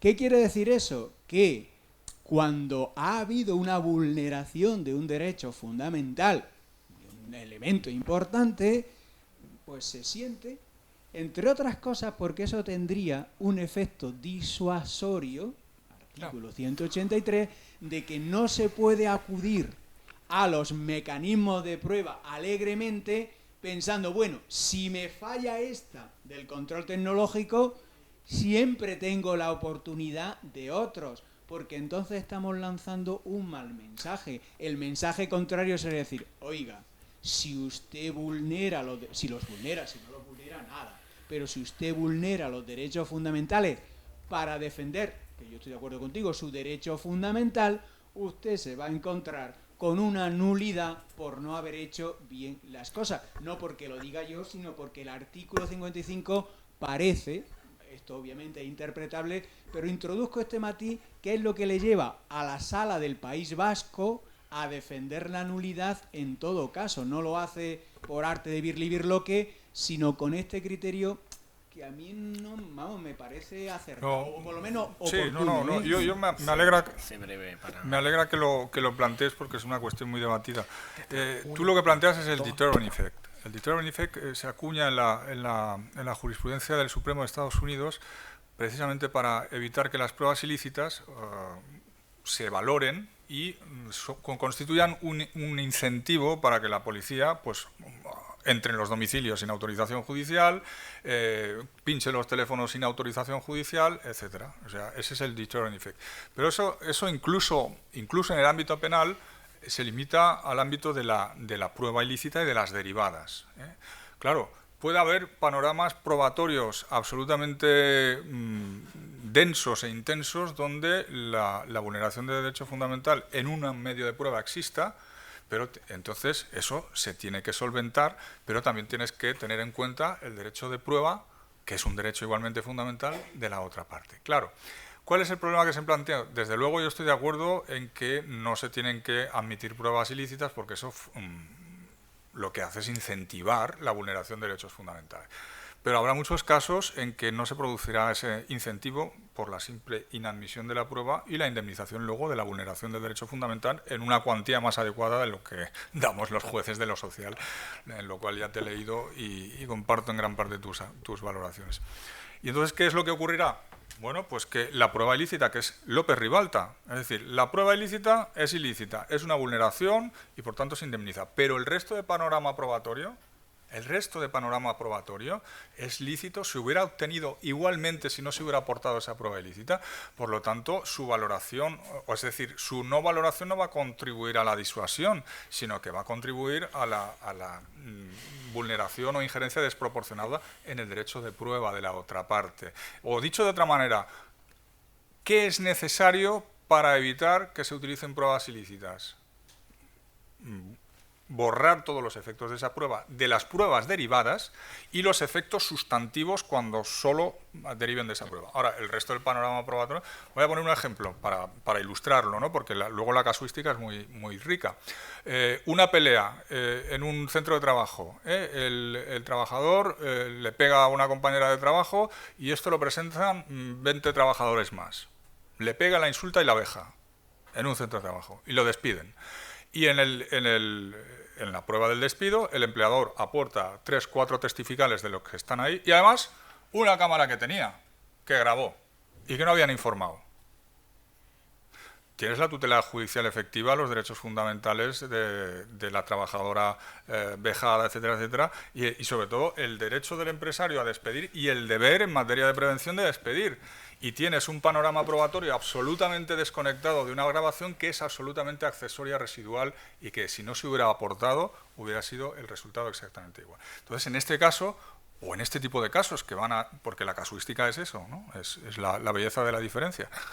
En este tipo de casos yo entiendo que es proporcionado considerar procedente el despido con admisión y valoración de los medios de prueba absolutamente válidos y desconectados de la grabación y por otro lado reconocer, porque también es de justicia, que ha habido una vulneración de derecho fundamental con la grabación e indemnizar por los daños y perjuicios derivados de la misma. Bueno, vamos a hacer 2 únicas preguntas ya porque ya el tiempo nos apremia. Les voy a pedir a ustedes que sean breves en cuanto a la pregunta y a los ponentes que sean también breves en cuanto a la respuesta. De esa manera podemos salir de aquí a las 2 de la tarde.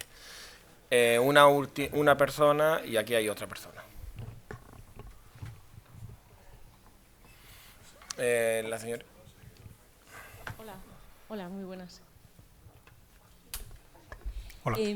Un poco en relación a lo de el uso de los dispositivos de los trabajadores y que la empresa pone a disposición las apps y todo esto, ¿qué pasaría en el caso de que da la opción que se puedan hacer ese control horario desde el ordenador, que es su puesto de trabajo, hablo de oficinas y de ese tipo de trabajos, y es el propio trabajador el que decide hacer uso de su móvil para fichar?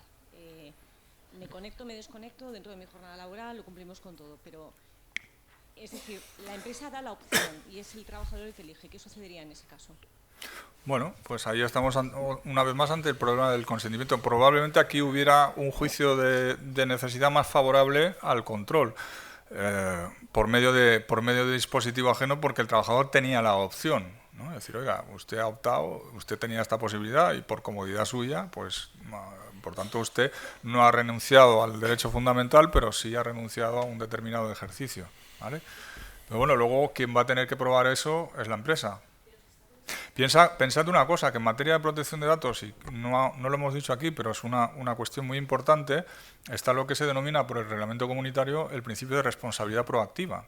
Es decir, quien tiene que probar de forma convincente que el tratamiento de datos se ha realizado conforme a una base lícita, se ha realizado cumpliendo con todos los requisitos de información de los 12 a 13 del reglamento y se ha realizado valorando la idoneidad, necesidad y proporcionalidad en cuanto suponga la injerencia en ese derecho fundamental a quien le corresponde esa prueba por absolutamente y de forma completa es al responsable, que en este caso será el empleador. ¿Vale? Dale, Miguel, te va a hacer una introducción. Una cosa breve, en relación con la utilización de medios propios y si son medios digitales o no lo son, creo que tengo que hay una complicación. Es que una cosa es el sistema de control y otra el mecanismo de acceso al sistema de control. Es decir, el problema es que el control de la presencia no lo hace el móvil. Es decir, hay una aplicación dentro de la nube, dentro de la red, y lo que hace el móvil o el del trabajador es ser el acceso a eso, pero tú inmediatamente esa información te llega directamente a la red, con lo cual muchas veces la diferencia entre que sea un medio propio o sea medio de la empresa es más virtual que real, porque realmente tú inmediatamente en tiempo real estás ya dentro de la, y cuando estás trabajando en la nube ya estamos todos dentro de la empresa virtualmente, con lo cual muchas veces la distinción entre lo que sea propio y no lo sea se va a perder. Última pregunta. Hola, mi nombre es José Prieto, soy abogado laboralista. Lo primero, felicidades por las intervenciones, han sido fantásticas, y por el Congreso en general. La verdad que nos podríamos tirar aquí 20 horas haciendo preguntas todos. Mi pregunta es muy concreta. Desde el 2007 que se cambió de la doctrina de acceso a medios digitales, en esa época los ordenadores mamotretos de sobremesa que existían, se ha venido realizando numerosas políticas por parte de las compañías, estableciendo que se puede acceder a los medios puestos a disposición de los trabajadores. Hoy en día esas políticas están encima de la mesa.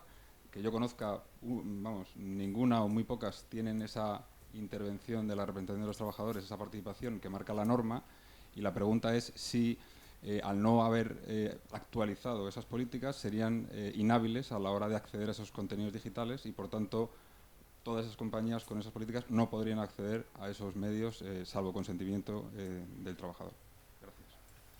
Bueno, pues otra pregunta muy interesante, porque la doctrina del Tribunal Constitucional, antes de la Ley de Protección de Datos, se había pronunciado, si mal no recuerdo, en el caso del profesor universitario, que era controlado por la videovigilancia, en el sentido que la falta de información a los representantes de los trabajadores de la existencia de un sistema de control de prestación de la prestación laboral, pues era una cuestión de legalidad ordinaria y se remitía al artículo 64 del Estatuto de los Trabajadores. Y ahí quedó eso.